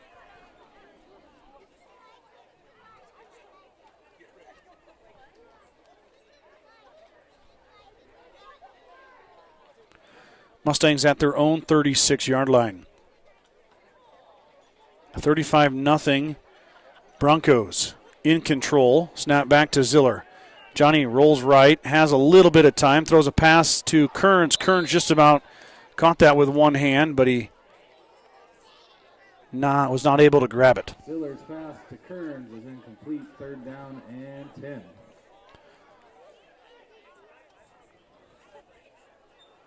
Third and 10.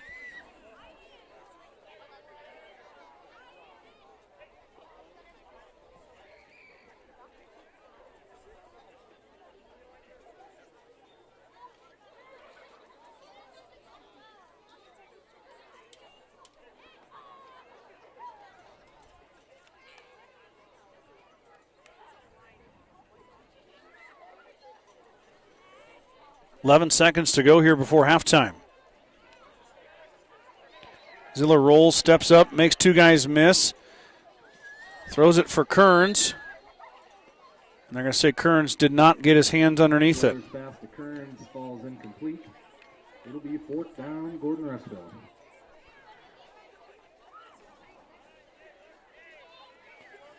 So 4th down here, 4th and 3. Or sorry, 4th and 10, 3 seconds on the clock, I'm sorry. So 3 seconds would be the last play. And Coach Jones is going to use his 3rd and final timeout. So what has been a fairly quick first half has really bogged down here toward the latter portion of the second quarter. Timeout Gordon-Rushville. They're out of timeouts. Not going to matter much moving forward because this will be the last play for GR.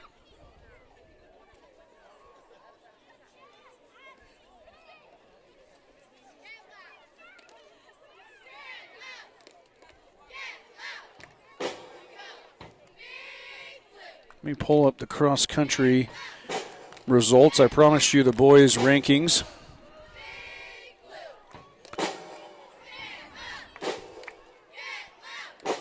Robert Moore, the sophomore, finished in 79th place with an 18:40 for a time. And then Luke Laws finished in 86th place for Gordon-Rushville with a time of 18:49. So Laws and Moore. And then for our friends to the west, Parker Wellnitz finished 29th for Hay Springs, 29th for Parker. Parker's a 4-time state qualifier.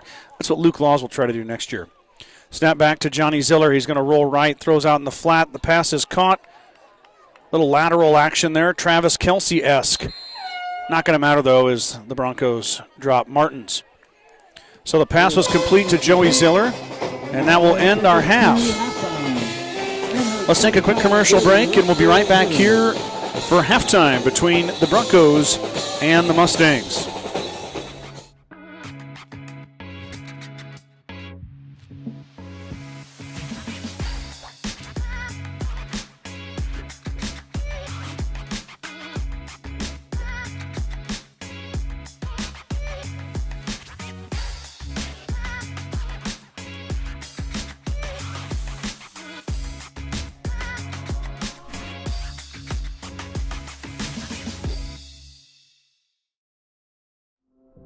There is a new world out there, revealing itself in unpredictable ways.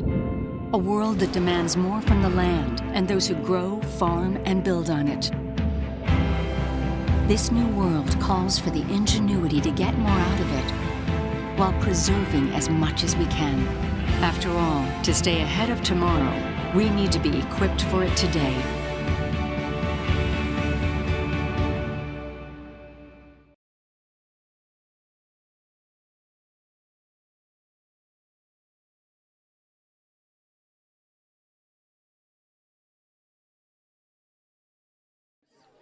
Also, state cross country was today in Kearney. This year, our Lady Mustangs team was the district champions, and today finished overall 5th place at state. Individually, Rarity Canoyer placed 3rd, Brittany Denning placed 40th, Ashlyn Denning placed 61st, and Kinsley Krebs placed 71st. For the boys, we had 2 runners at this year's competition. Robert Moore placed 79th and Luke Laws placed 86th. Congratulations to both boys and girls runners who made it to state. And now we welcome the GRHS Commercial Band. GRHS Commercial Band going to take you through halftime. We'll be right back here for the start of the third quarter following the break.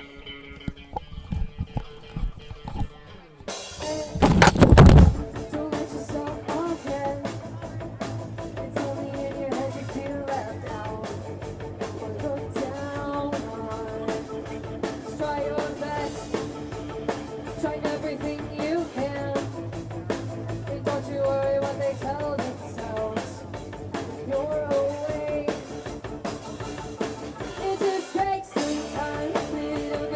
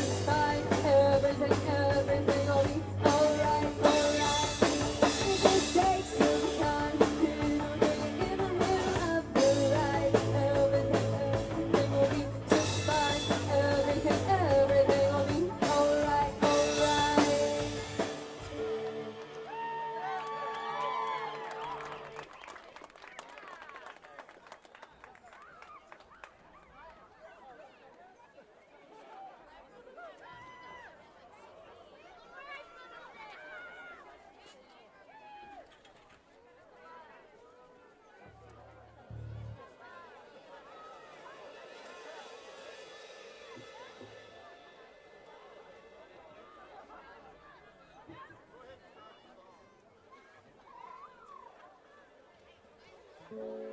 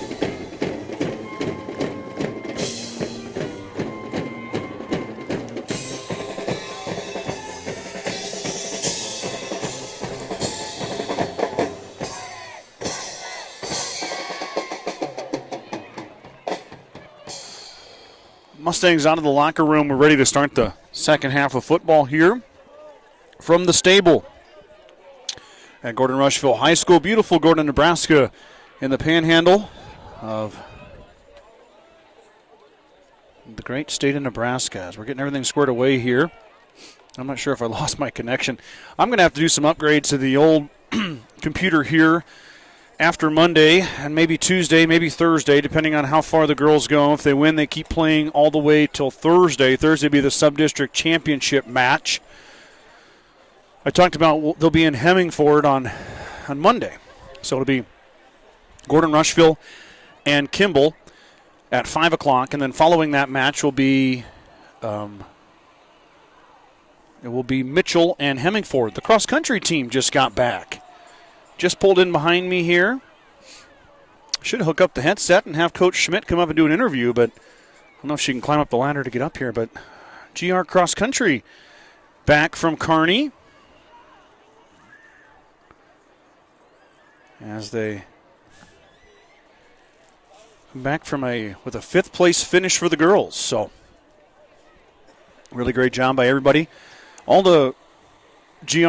all the GR cross country team, only one senior graduates, Elijah Ross. He will be missed for the boys, but a lot of experience coming back on both the girls and boys team, including all the girls runners from the year previous. The boys get a pretty formidable runner from the 8th grade ranks who dominated a lot of the middle school meets. That's the younger brother of Ashlyn and Brittany Denning, Cordell Denning. He joins the boys team next year, so big things coming for the cross-country team in years to come. And on the football side of things, like I mentioned at the beginning of the broadcast, this very well could be the last 11-man game that GR plays. The new classifications by the NSAA allow the Mustangs to it's not a drop anymore. The talk was, do you drop down to 8-man? Now our enrollment matches with the 8-man numbers. So you don't have to drop. You're playoff eligible. Let me get my clipboard here. The school board would have to opt up to 11-man. It'd have to be a vote to go up. And after the struggles of this year, I mean, I'm not knocking the kids. I mean, we could talk about that here in a bit. The effort's there. The want-to is there. These boys have put a lot of work in. And you know what? Don't discredit the coaching staff. I'm a coach myself. My wife will vouch for how much time I spend on being a coach even when I'm not being a coach. I've been there. So it's nothing against the boys, but the 8-man the switch could provide a fresh start, a new outlook. Maybe bring some of those boys out who have been on the fence about participation, increase these numbers, and start to build a program again. GR was a state qualifier 2 times in a row just 3 years ago. So football success has been here before, and Mustangs are on the track to bring it back. Martin's up the left side. Daniel going to get pushed out of bounds about the 26-yard line. Martin's on the return for the Mustangs. 35-point Bronco lead. There is a running clock at 40. Well, no, they're going to run the clock now, I guess. First down and 10, Gordon-Rushville on their own 25. Maybe it's 35 now. Well, it'll be a running clock here in the second half. Johnny Ziller chasing that single-season pass completion record. I had him down for 4 catches, or not 4 catches. Well, yeah, there was 4 catches, but 4 completions. He's got 8 or 9 more to go here. We'll see if he slings the rock around here in the second half. Snap back to Johnny. There's a pass out in the flat. There goes Daniel Martins. Martins up the right side. Daniel Martins with a seam. There he goes. Daniel Martins, 40, 30, 20, 10-5, touchdown. Gordon-Rushville, the senior, breaks free.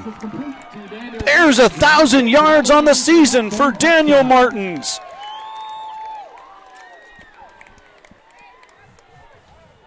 Good for you, young man. The single season yards, receiving yards record holder, receiving yards in a game record holder, receiving yards in a career record holder. And Daniel Martins breaks free, takes it to the house. That was a big one. 35-6 as the Mustangs are going to kick it. And Montanez Rodriguez missed it left. Plenty of leg, but just The point after attempt is no good. just missed. So big time throw from Ziller to Martins puts the Mustangs on the board, 35-6. First offensive play in the second half finds pay dirt for the Mustangs.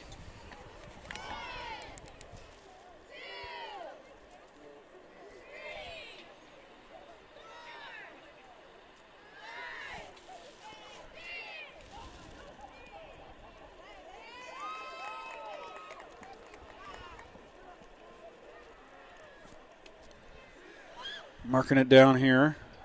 Hard to write your stats in the dark. It's a skill I've developed over the years. I guess I better give the Mustangs some points. There we go. Ha! Left a goose egg up there. 6 on the dart from Ziller to Martins. We've seen Daniel with that breakaway speed, that elusiveness. He showed it to you there again. As the senior on Parents' Night, his final game in the blue and orange. Also the final game for Johnny Ziller in his blue and orange. And Daniel takes off for the big score. The Mustangs were at the 26-yard line, so I gave Daniel a 74-yard touchdown reception. He needed 85 yards for 1,000. He has a couple receptions earlier in the evening. He is no doubt over 1,000 now. Montanez Rodriguez boots it. It's short, fielded 21-yard line by Malik. He turns up field. Nice run from the freshman as he plows ahead to the 38-yard line of the Broncos. Malik returns it for the Broncos. He's picked up and tackled by number 4, Kai Jansen of the Mustangs. Jansen got him. First down and 10, Amherst on their own 43-yard line.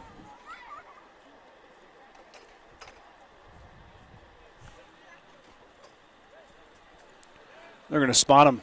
No, that's a 38. Brad said 43. It's 38. Here goes Cope Smith. Left side, 10 yards, maybe a few more. Might have got 12. It'll be a first down either way. Malik hands the ball off to Coach Smith. Tackled again on the play by Jansen. Kai gets another tackle there. And 10 Amherst at the 49-yard line. Starting to see a lot of Kai Jansen. You know, he's been playing all year as a freshman, and starting to hear his name called a little more. I mean, getting the end of his freshman year here, starting to really get his feet under him. Thrown into the fire, you know, as a freshman. You don't see a lot of freshmen come in and start at DB and receiver and backup quarterback, and Kai's doing that. There's a nice little play on a slip out as Martin puts a good hit on him, but it doesn't stop him. There goes 36. Don't have a 36 on my roster. Mustangs hit him a couple times, but he did not go down. It'll be 6 points for the Broncos. Malik's pass is complete to number 36, Tyson Klingelhofer, and he's in for a Bronco touchdown. Well, they got Tyson Klingelhofer as 52 on the program, but who's going to get credit from the PA booth for the touchdown. So Klingelhofer scores, and the kick is up, and the kick is plenty good. And the point after attempt. So both teams on long passes score. We've only got a minute and a half taken off the clock here. Lead increase now to 36 for the Broncos. Just 4 points away from a running clock here. Mustangs will try to answer when they get the ball back in just a minute. Bagan Propane is your local and family-owned propane supplier. They are proud to support the Gordon-Rushville Mustangs and our area youth. Contact Bagan Propane at 360-3579 with any questions you have about how they can help with your propane needs.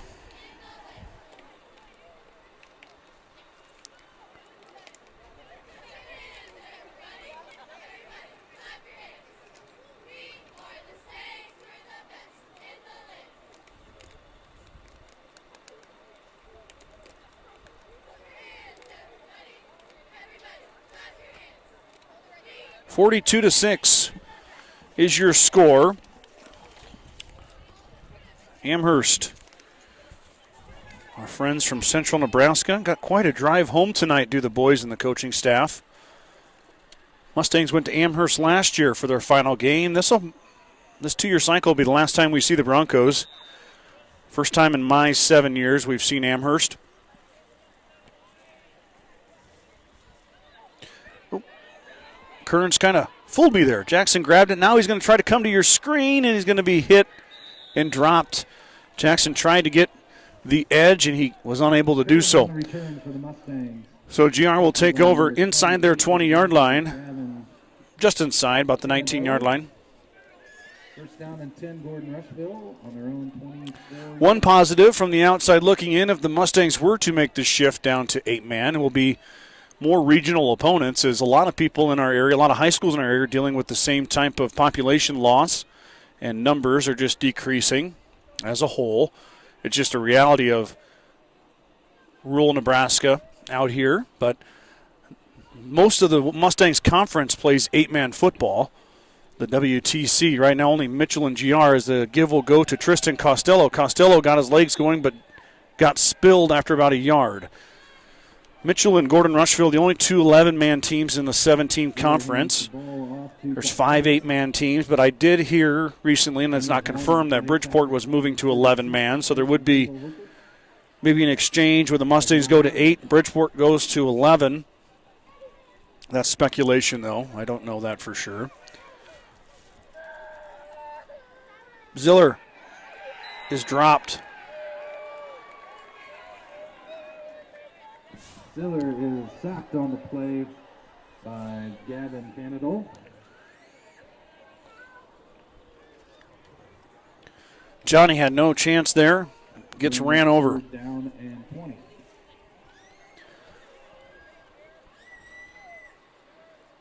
Carb-free 13. Thank you from the Bronco fans. My pleasure. Thanks for tuning in, guys. Appreciate you jumping on the broadcast tonight and being so kind. I think it's 8:27 to go here, third quarter, and the clock is running after the sack. Official and back judge hand goes up. Johnny's going to have to hurry here to avoid the delay of game penalty. Claps the hands, snap back, gives to Martins. Daniel plows ahead for a little bit, not much. It'll be fourth down.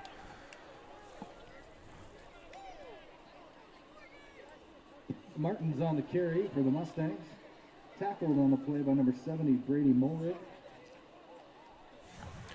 Some discussion going on between Jones and the offense, and he's going to elect to punt it away. Mustangs way back in their own end zone, down on the 13-yard line. Martins will have his heels on his goal line.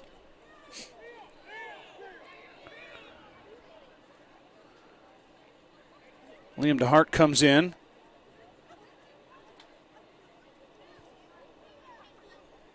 And Martins get ready to boot it away. Snap to Daniels high. He's able to corral it and get the kickoff.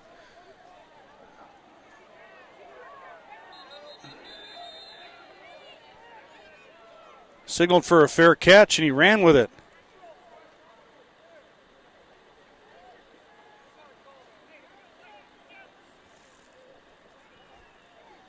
The officials are having a discussion.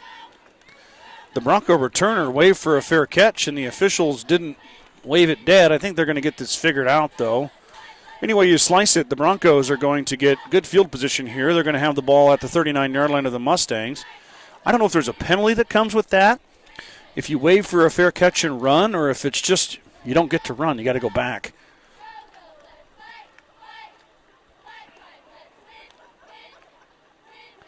There is, yep. There is going to be a penalty.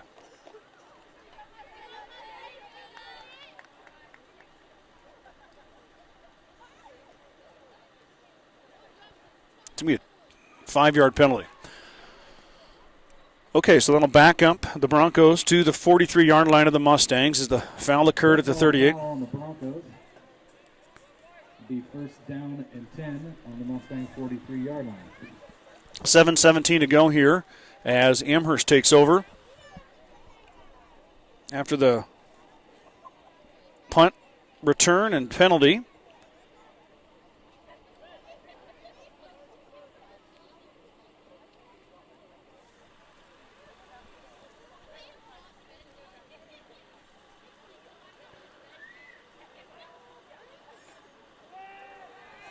Pass goes complete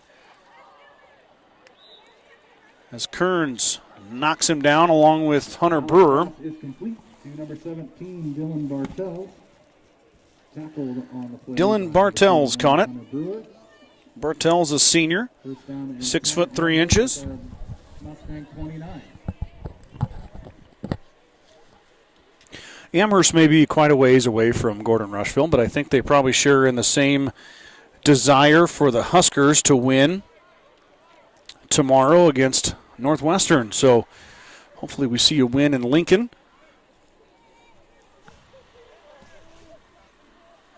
Be paying pretty close attention to that one. Malik throws for the end zone, and it's going to be picked off. Who's got that football for the Mustangs? Malik's pass is intercepted by Kai Jansen. That time Jansen got it. That one's going to count. The freshman gets his paws on his second interception of the night. The first one negated by a penalty. That one's going to count. And Jansen gets the pick. I mentioned it earlier. The freshman's been thrown into the fire in the defensive backfield. Last time we've seen a freshman start like that was a young man who had a pretty good football career for Gordon-Rushville, and that's Kyler Vincent. He started as a freshman for a couple of state playoff qualifying teams. Had a pretty good career, did Kyler. Jansen now in the same boat as his predecessor. Gets his first interception right there. Mustangs take over, albeit deep in their territory. Martins gets hit and slips. Might have got away from one, but Ziller's pass is complete to Martin. Tackled on that one goes nowhere for Daniel.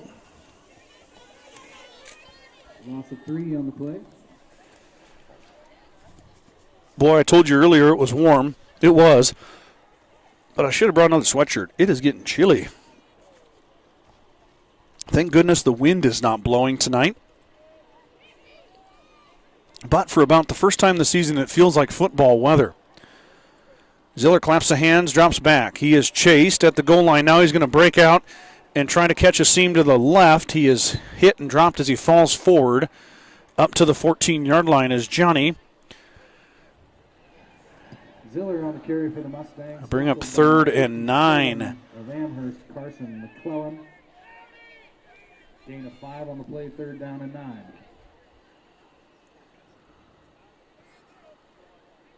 Some subbing here for the Broncos as the Mustangs set up on 3rd and 9. Ziller rolls right, now steps through a tackle, now breaks free. Johnny makes 2 men miss, falls forward to the 21-yard line, and is going to be short of the first down by about 2.5 yards as they spot him right at the 20. Tackled by number 28. Thought maybe Johnny might have extended for the 21 there, but it's still going to be short of the line to gain. And the Mustangs are going to go for it, I guess. Nothing to lose here. Can't argue with this call. 4:15 to go in the third quarter. See if Johnny and the Mustangs can find a way to convert a 4th and 3. Ziller passes out to Joey Ziller. He's going to get it. First down. Brother-to-brother connection. As Joey squeezes it, turns upfield, and gets the first down on 4th and 3. Ziller's pass is complete to Joey Ziller. He has a Mustang first down. The Ziller family smiling over there on the far sideline as the senior finds the sophomore brother and gets a first down. How about again? Same thing.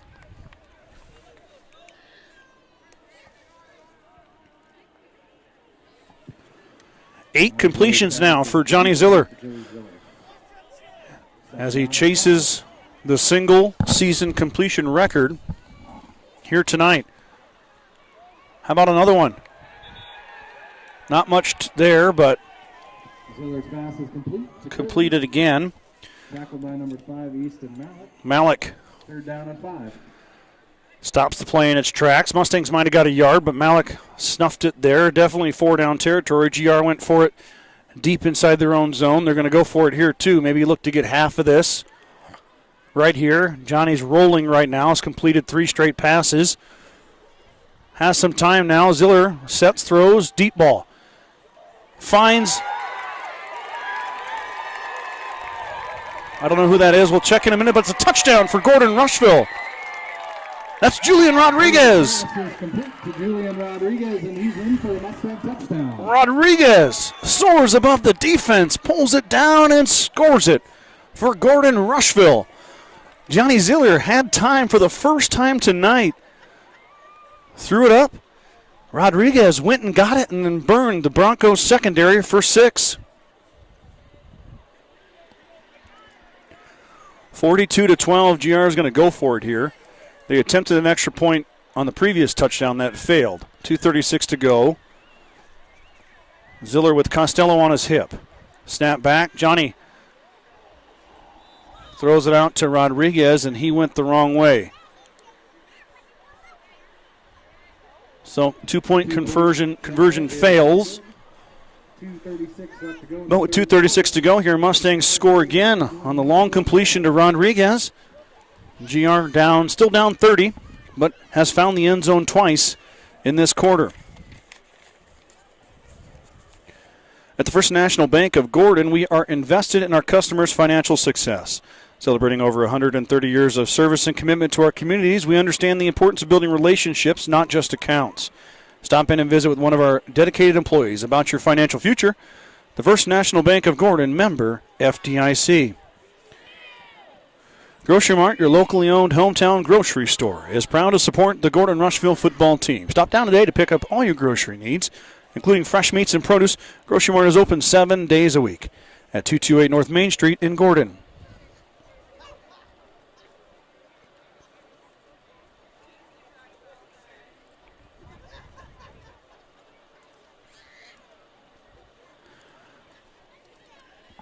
Long connection from Ziller once again to Julian Rodriguez. Johnny had time for probably the first time tonight. Mustang offensive line held.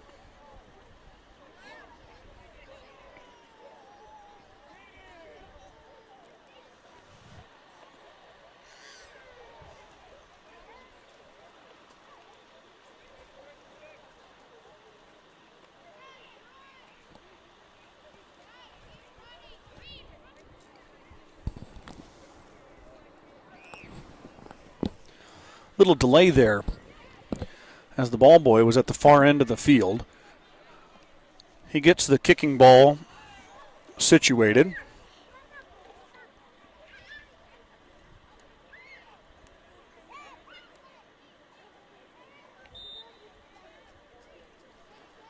And here we go. Montanez Rodriguez boots it to the up man again. That's Malik. He's going to run to the left side and is tripped up and dropped about the 31-yard line. So, freshman gets another return there. But the Mustangs cover it well. It'll be 1st and 10 for the Broncos at the wall, 31-yard line. 2:27 to go, third quarter. This was a 35-0 halftime lead for the Broncos. Amherst had some success on a long pass to Klingelhofer. And the Mustangs answered with a long pass to Daniel Martins. And then Julian Rodriguez, which I should have thought of this right after the call, but it's the first catch for Julian this season. Comes in week 9 and goes for a touchdown. The freshman, got a little ahead of him there. There he is. That is Brecken Malik. Nice run there from Brecken. Assuming the younger brother of quarterback Easton Malik. Maybe obviously a player for the future for the Broncos.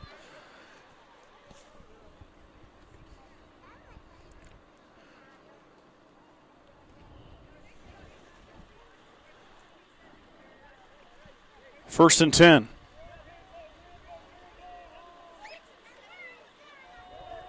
Blitz for the Mustangs, and Malik breaks free. Up the left side, Malik hip checked and dropped.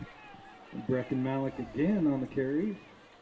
Tackled by Kai Jansen and Hunter Brewer of the Mustangs. Hunter Brewer gets in there. Kai Jansen gets a touch. But it's still a first down by Brecken Malik as he scampers up the left side this time and goes into Mustang territory to the 43-yard line of GR.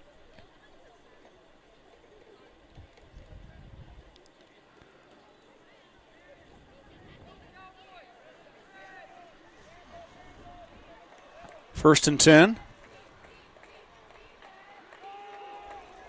Option.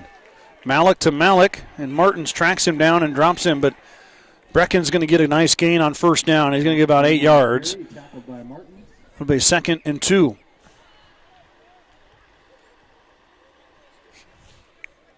Gain of 7 on the play, 2nd down and 3. Now Brad's going to say gain of 7, 2nd and 3. He's always tried to one-up me. We'll go with him. 2nd and 3, 36-yard line. As we tick down to under a minute here in the third quarter. We're headed to the fourth in just a bit. 42-12 is your score. Scoreboard is correct.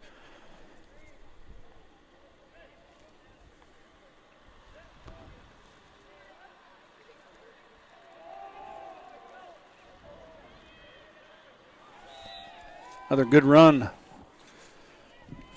Gavin Kennedall on the carry for Knidle Broncos. with a nice scamper. Pushes ahead. Another first down as the Broncos methodically knifing through the Mustang defense here with the rushing attack. 22-yard line of the Mustangs. Go the Broncos. Probably the last play of the third quarter. We're under 20 seconds here.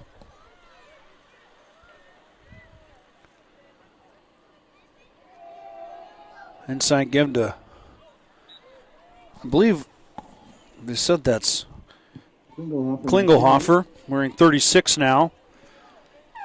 And that's the end of the third quarter. So 3 quarters in the books. It'll be 2nd down and 2 inside the Mustang red zone for the Broncos on this side of the field when we come back from the commercial break. Hang tight.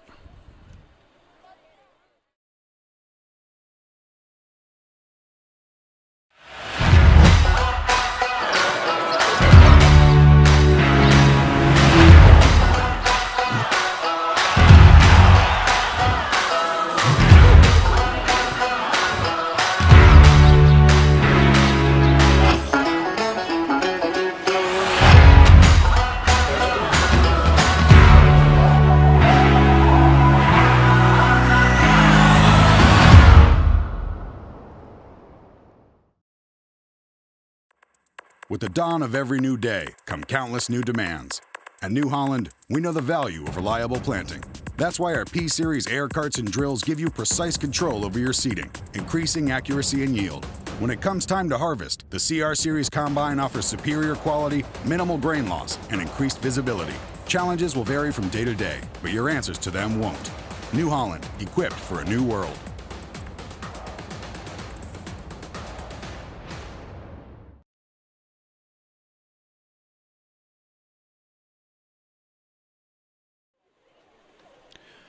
Fourth quarter, about ready to start here at the stable. Gordon-Rushville High School. Scott Bedrowski with you on the Sheridan County Journal-Star YouTube channel. Thank you guys so much for your support tonight and all season long. Your kind words mean a lot, and I appreciate each and every one of you for tuning in here tonight and supporting the Mustangs or the Broncos. 2nd and 2. Malik will run it. He slips through a tackle, sidesteps, and then gets hit and dropped. Not before he gets a first down, though. Asa Funk able to wrap him up, but Malik falls forward for a first down. Remember, this broadcast is possible by the Sheridan County Journal-Star, right? The local newspaper here in Sheridan County, my employer. I'm the managing editor, so we do the video broadcast for Gordon-Rushville, have done it for over a decade now, but the real heartbeat of this is the newspaper. So make sure wherever you are, you support local journalism. Subscribe to your local paper and support them. Keep that alive. There's a hit and a drop by Hunter Brewer. Brewer excited as he hits Cope Smith and drops him. Taking the snaps now is Riker Boersma. Boersma in at quarterback. I don't know if that was just temporary. It was. Here comes Malik back in the game. I don't know if Malik had an equipment malfunction or his helmet came off there at the end of the first down run he had a little bit ago, 2 plays ago, but he's back in there now as, well, no, he's going to be the running back. Boersma is going to take the snap under center. Pitch will go to Malik. Malik's going to run it. He's going to stop and be hit. and dragged down as Asa Funk gets in there, grabs the jersey, holds on for dear life, and drops Malik for a TFL. Bring up third down and goal. So 3rd and goal now from the 10-yard line. Or no, 11. Sorry, 11-yard line.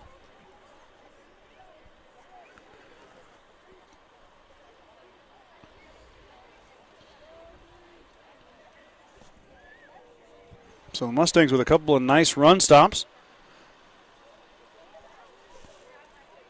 Definitely field goal range, though, for Amherst. Malik's got a boot on him. He can really kick it, but Amherst taking their time here as the clock ticks down to 10 minutes left in the 4th quarter. 3rd and goal from the 11-yard line for the Broncos. Snap back. I have a pass here. Got a man. Oh, no, the ball comes out. Incomplete pass as it was in the hands of the Bronco wide receiver for a short period of time. Boersma threw it. It'll be 4th down and goal. I don't know if that was Preston Rader, who... A couple of tall young men out there right now for Amherst. Mason Tramp, 6'8". Ooh, that's a tall drink of water right there. Dylan Bartels, we saw him earlier, 6'3". Wonder if Mason throws it down on the basketball court. 6'8". Boy, that's a foot taller than me. What I'd give to be 6'8". Holy moly, it's way up there. I wouldn't know what to do with myself. Have to duck under doors. Snap back on 4th and goal. Mustangs applying the pressure. Pass is out and it's complete. Mustangs were there momentarily, couldn't wrap him up. And he has a Bronco touchdown. And that was Rader. Caught that one. So 6 more for the Broncos. 48-12 now. Lead back to 36 on the pass from Boersma to Rader.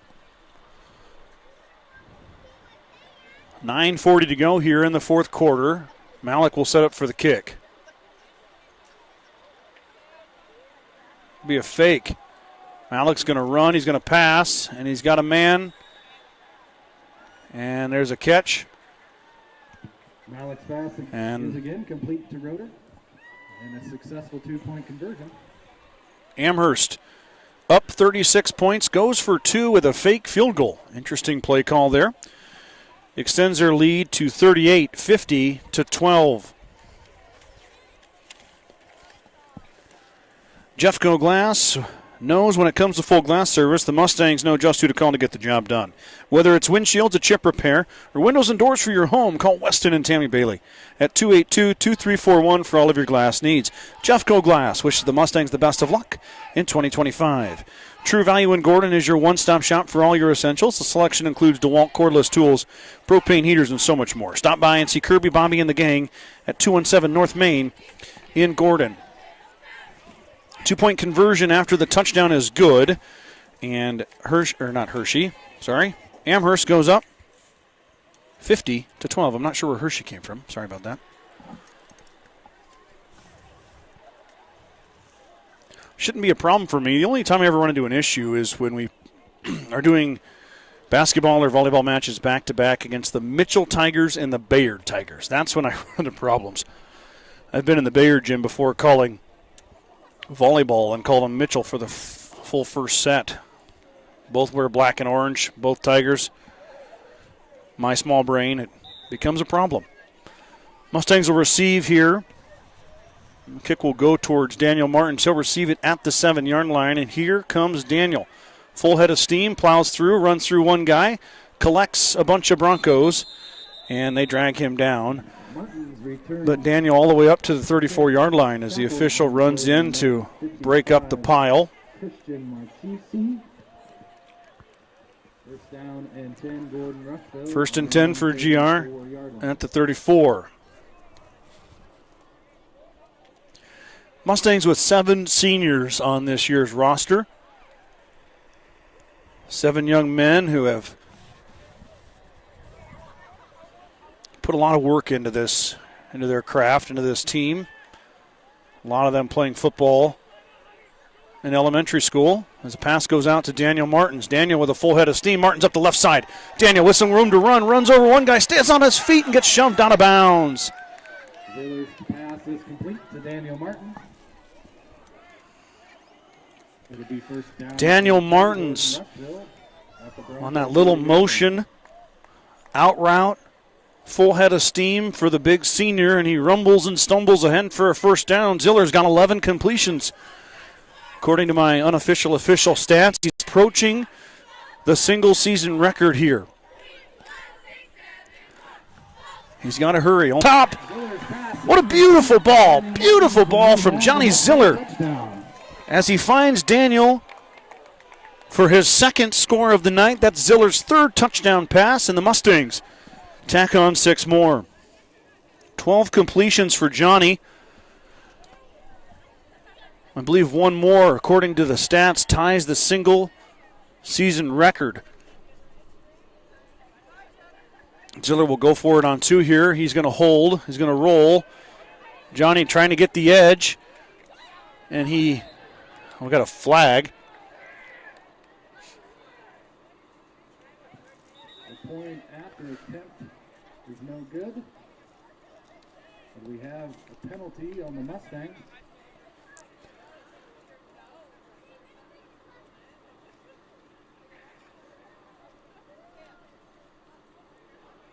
Penalty on Gordon-Rushville.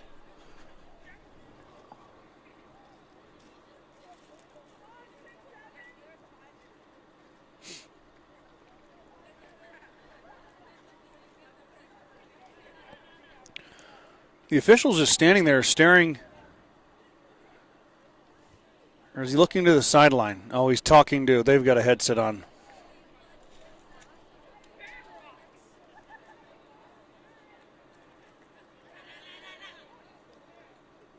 So the penalty will negate the 2-point attempt. Johnny was short of it. The crowd beyond the end zone not happy with the call. They are getting their money's worth and making their opinion known, but another touchdown pass from Johnny Ziller to Daniel Martins. How many times have we seen that in those two young men's career? Daniel is tacking on to his records. Well over 1,000 yards. Heck, he might be at 1,100 now in his senior year. Good for Daniel and Johnny. A couple of bright spots in the Mustang season. Field Grill would like to wish the best of luck to all the Gordon-Rushville student-athletes playing sports this fall. Whether it's before or after the game, Field Grill has all your needs covered for a night out, from delicious options on the menu or your favorite cold beverage. Kearns Cattle Company is a 4th-generation cattle company located in the Sandhills south of Rushville, Nebraska, and they are excited for what is in store for the Mustangs this fall. Kearns Cattle Company wishes all the student-athletes success in their seasons and are proud supporters of Gordon-Rushville High School athletics. Go Mustangs from Kearns Cattle Company. Gordon-Rushville will kick it away. Down 32 here, 50-18. This was a 35-0 game at halftime in favor of the Broncos. GR has found their offense, but Amherst has really not slowed up either, tacking on 15 second-half points. GR winning in the second half, 18-15, but when you start down 35, you don't have a great chance of winning. It's a pretty big comeback. But GR showing life here, putting on a show for the home fans. Fielded by the up man, Klingelhofer, and he's going to rumble his way up to the 50-yard line as he bobbled it initially, got it under control, and had a nice return out of it. Tackled by Jansen of the Mustangs. First down and 10 Broncos on the Mustang 49-yard line. So it'll be 1st and 10. It is in Mustang territory, 49-yard line.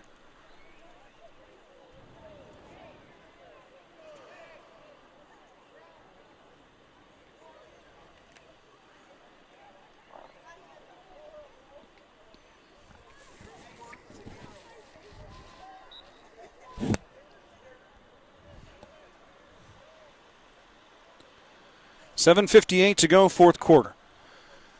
Snap back, give We've got a new running back here. We'll get his number in a minute as Jackson Kearns comes knifing in and drops him. On the carry for Amherst.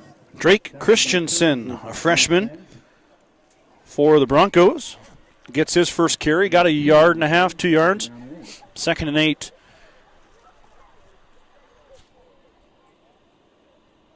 Amherst 2-6 is coming into this contest. I'm assuming this will be their final game of their season as well. So Broncos will be saying goodbye to a host of seniors. GR doing the same. 2 teams on a Friday night just playing for glory right now. It's kind of what high school football is all about. As they're letting the clock run down. Bad snap. Brewer just about got in there, but when the ball's out, Mustangs have it. Fumble, pops out. GR is going to get their second turnover of the game. Recovered by Kearns. Jackson Kearns picks it up. And don't look now, Ziller's got a chance at the record. 6:50 to go here. Johnny's at 12 completions. I wouldn't mind it if he just got 3 to squash any doubt, because I've gotten a couple of contradicting numbers. I wouldn't mind if on a cool October evening when Mustangs are down 32, Ziller completes a few more. Johnny's going to air it out. He's not going to go for a short one. Kearns caught it. Jackson up the right side. Touchdown.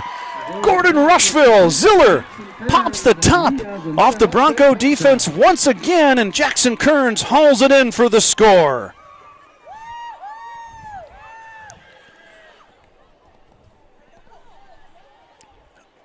Mustangs have struggled in many areas this year. There's no doubt about that, but one area that they don't struggle in is Johnny Ziller's right arm. The kid can flat out throw it.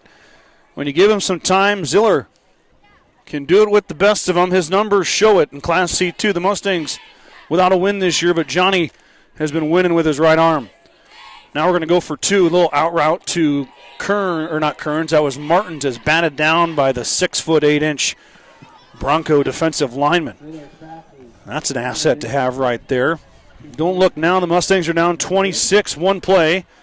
Kearns pops the top off, and Ziller has got 4 touchdown passes here tonight. 2 to Daniel Martins, 1 to Julian Rodriguez, and 1 to Jackson Kearns.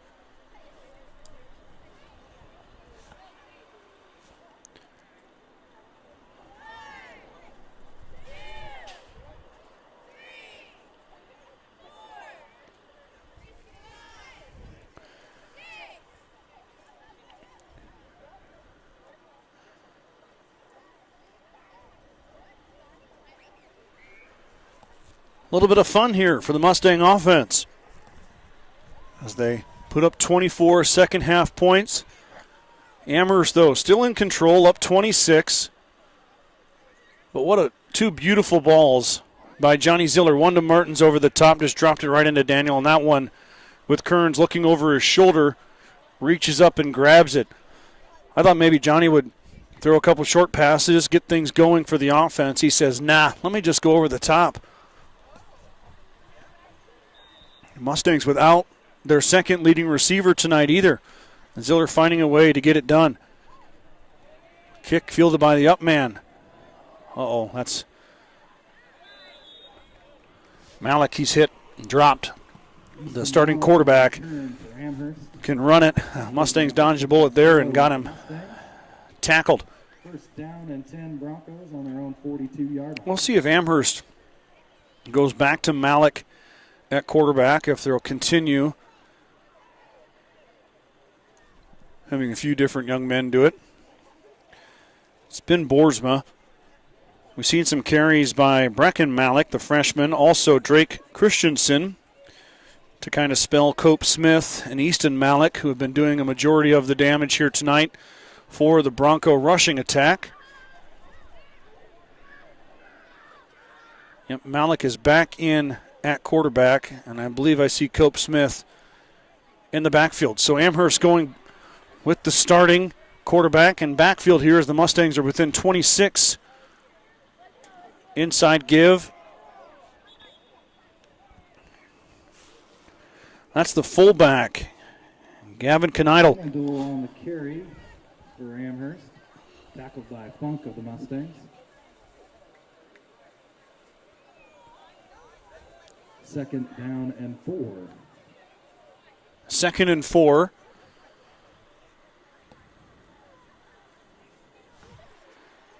Six minutes left in this one.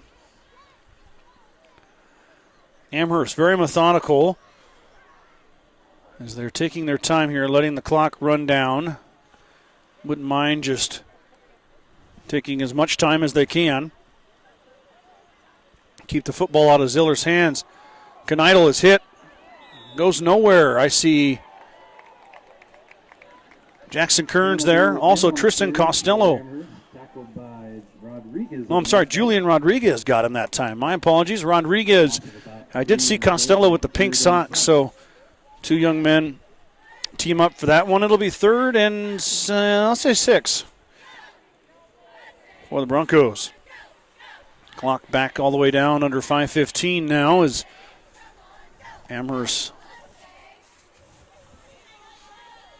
with a big lead. Don't really need to hurry.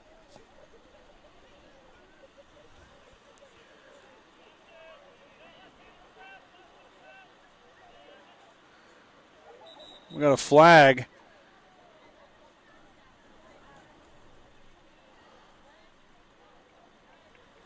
It's a procedure penalty. False start on the Broncos. So on 3rd and 6, they're going to go back 5. Official's going to have to respot. There it is right there. So it'll be 3rd and 11.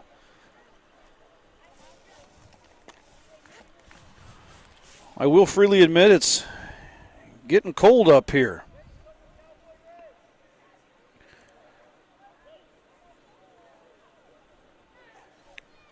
Not ready for this yet. Bring me summer, please, but I guess we don't have much of a choice. 3rd and 11. Pass here. Out in the flat it goes. Kneitel gets it, and he is stopped short. He'll be wrapped up and dropped at about the 48-yard line. Malik's pass is complete. We'll see what Amherst selects to do here. If they're going to go for it or punt it away.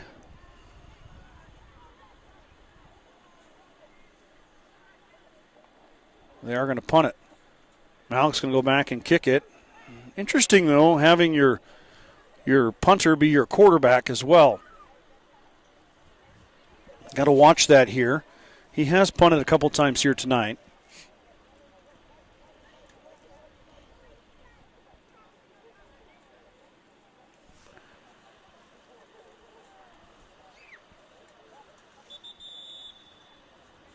We're going to have a timeout for Amherst. They let the clock run down and took a timeout. During this timeout, I'd like to take a minute and honor these seniors on this Gordon-Rushville team. This will be the last football broadcast I'll do for them. It's been an honor. It's always been my honor and pleasure to follow the kids around as they go through their high school experience. It's fun to meet the families, get to know them when we're doing the games, and it's been a pleasure to broadcast these games for these young men. Hunter Brewer, Daniel Martins, Evan DeSursa, Tristan Costello, Seth Mills, Jackson Kearns, and Johnny Ziller. Special shout out to Johnny, who's a regulator baseball player for me, plays Legion Baseball, and does a great job. He's also an outstanding quarterback. As you can guess, he's a pretty good pitcher, too. Snap's going to go over Malik's head. He's going to pick it up. Ian Mills giving chase, and he's brought down all the way back.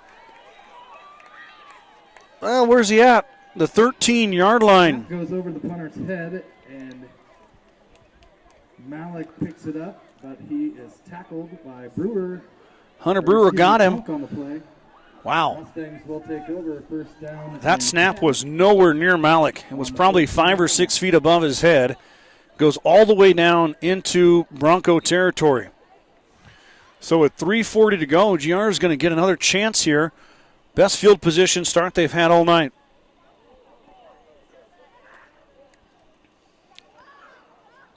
And we got an encroachment penalty, so 5 more yards here as the Broncos getting a touch sloppy in the fourth quarter. May not matter much, 26-point lead. The Mustangs got a long way to go. They do have all 3 of their timeouts. Encroachment on the defense. Would need to score here quickly and then possibly look at an onside kick if Gordon-Rushville wants to have any semblance of chance to come back. And then the Mustangs are going to get a false start. False start on Gordon-Rushville. So now we're going to go back 5 again. That was Julian Rodriguez that jumped at the wide receiver position. Julian, remember, has only 1 catch on the year. It was a touchdown catch, but the Mustangs trying to fill the void by the injury to Cannon Leaper. We saw Kai Jansen there earlier. Now Julian in. So we're back to where we started. 1st and 10. Back-to-back penalties. Johnny will slide through. He'll run. He's drugged down from behind. Mustang coaching staff wanted a horse collar tackle. They're not going to get a call. Johnny gains maybe 3 yards. It'll be 2nd and 7.5, 2nd and 8. Second down and 7. 3:15 and change here. Going down.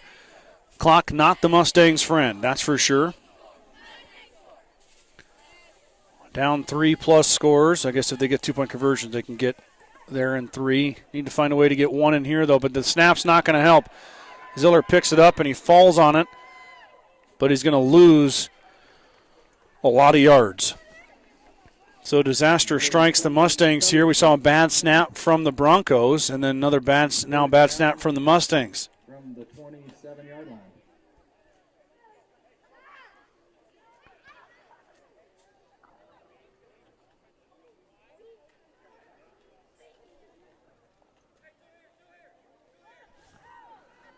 .238 to go. Mustangs had it set up beautifully. Now chasing the chains. The snap once again goes off Ziller's fingertips. He's sacked.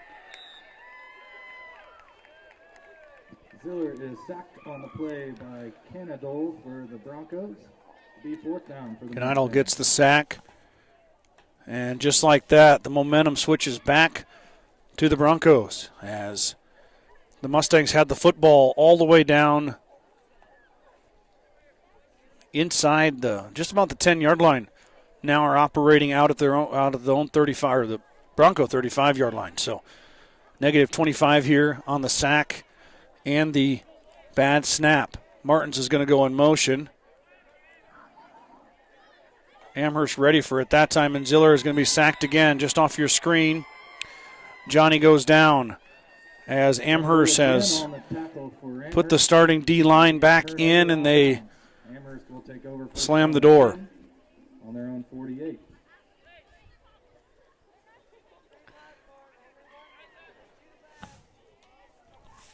Johnny, tough kid. He kind of hobbles off there after getting beat up a couple times on those last 2 sacks. That's going to do it here. We'll see if Amherst elects to run a play or if they'll just kneel. They are. Looks like they're going to kneel this one out.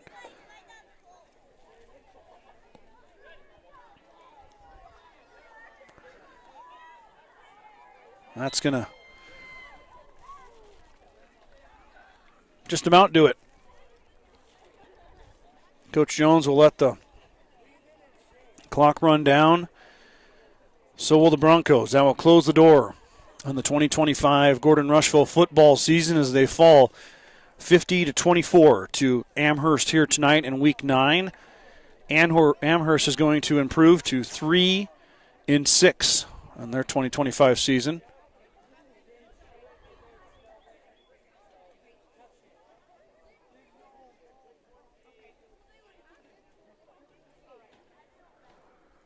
as I let the clock run down here.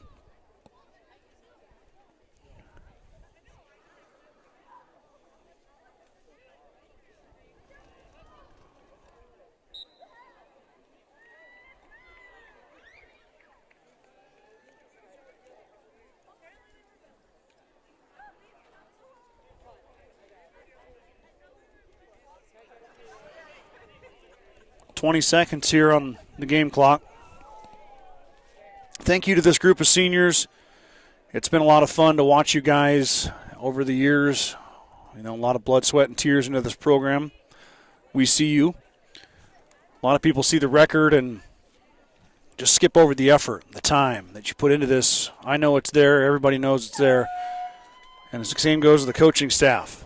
And that's the end of the ball. So thank you all for making or allowing me to be a part of this, allowing me to tag along and bring this into your homes. Thank you all the viewers at home too as well. Thank you so much.